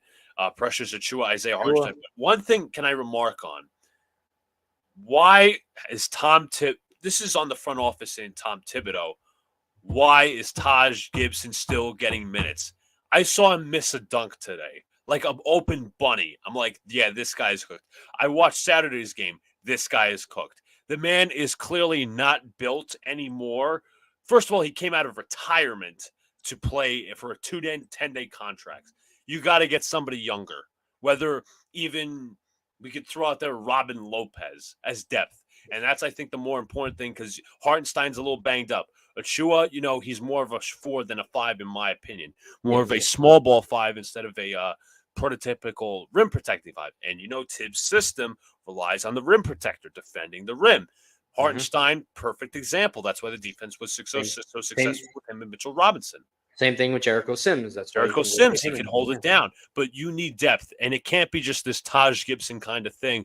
Oh, well, he's a Tibbs guy, this, and this, but you need younger depth at this point. Whether it's Kai Jones, Robin Lopez, whoever, it can't be Taj Gibson. Most, Knicks fans were calling it Saturday, and I was too. It was like, this guy is done. Have him be an assistant coach. Just let him sit on the bench for the rest of his time. Excuse me, hold up. Why the hell is my name Professor Crabapple? What the hell is wrong with I changed it at the beginning of the basketball segment. And I think I didn't even realize throughout that. And I'll be honest, I think the Knicks should have prioritized backup center in the buyout market. Bismack Biyombo signed a contract. Again, Robin Lopez is still out there. I'll take Big Mac Biyombo. Sure. But I think he already signed. That's the problem. Oh, I didn't know that. Let me see who else is available on the free agent. Yeah, Biyombo signed with the Thunder. Let's see. Centers on buyout market. Current landscape of the buyout market. Let's see. Joe Harris was bought out. We really don't need him. I don't know if this guy was bought out. Shimizi Metu. He's a bit more of an athletic 5. I think I would consider him. Yeah, he's a free agent. I think the Knicks should go after him. He's 6 foot. I know he's 6'10". He's not, your typical, center. But I think just for depth purposes, I think he would be good. There's no really other big besides Robin Lopez on this list. So I think I'd go after Metu. I think Metu can maybe stretch the floor. I'm not sure. I'm not too keen on his offensive game, or at least have seen it. But at the end of the day, Metu or Lopez has to be the move. It can't be Taj Gibson. We can't do anymore. We love you, Taj, but at the end of the day, Just sit and coach. Be an assistant. But again, I will say this about the injuries. If this team is not fully healthy, their peak is probably the second round. If this team is fully healthy, their peak, in my opinion, is the Eastern Conference Finals. And one thing that I did not like, during the course of the game as I was watching, this is not health related, but it's just a point of emphasis. Why the hell was Tibbs sticking Jalen Brunson in a starting lineup? Not even a starting lineup, a rotational lineup with Josh Hart, Jericho, Precious Achua, or Jericho Sims it was, and Taj Gibson. Those are 3 non-shooters he's suited with. That's the mind-boggling decision. But I think this, I'll tell you this right now, just to end it off.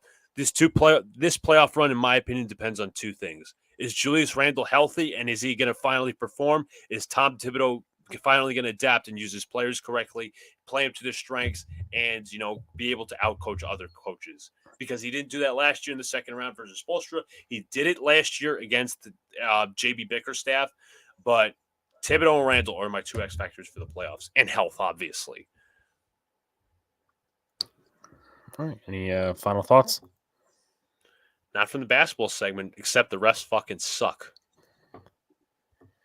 Luca, you want to start for final thoughts for the show? Final thoughts. I was kind of angry this stream, throwing my hat, yelling at the referees, but they suck. Woody Johnson. But recapping the Super Bowls, football season's over. Can't wait to get back to baseball. I think basketball for next week. I think me and John can revisit our little tier maker and how we rank the teams prior to the season. Now that next week is going to be the All-Star break, and we do know for sure, John, that the Hawks are better than the Wizards. Sorry, bad take, Brian. Isn't there like a trend that like every so often Brian tries to argue with me, and the very next week Brian loses? Funny how that works. But ladies and gentlemen, what have we learned today? Well, we have finished another football season, right? So that's good. The NBA refs are at it again, and we're going to be slashing some tires. Me and Luca, we're going to fly to Houston. And you know what? We didn't even mention this. Guys, spring training is almost here for baseball. So we got that underway and excited for y'all. But also, if y'all don't start watching those damn Senior Bowl interviews, I'm going to know. You don't want me to know. He's like Santa. He's going to know. Yeah, exactly. If he's not, I don't know if he's giving everybody gifts, but no, of course not. Go ahead, Alex. But appreciate y'all for tuning in. We're going to have a mock draft out tomorrow. Just a quickie video, and we'll have content throughout the rest of the week. Hoping to do a live stream on wait after the end of the season. Who do you think is the closest to winning a Super Bowl? That could be a little bit of a teaser for next week. That's a good question for next week. The 49ers actually lead the odds right now. But we appreciate you guys for tuning in. Like, comment, subscribe. Check out those interviews. Mock draft tomorrow. More content throughout the rest of the week. Hoping to do a live stream on Saturday, which will fill in. Right now it's going to be Yankees offseason recap / spring training preview live stream. A lot of fun coming up for you guys. But most of all, good night. Talk to you soon.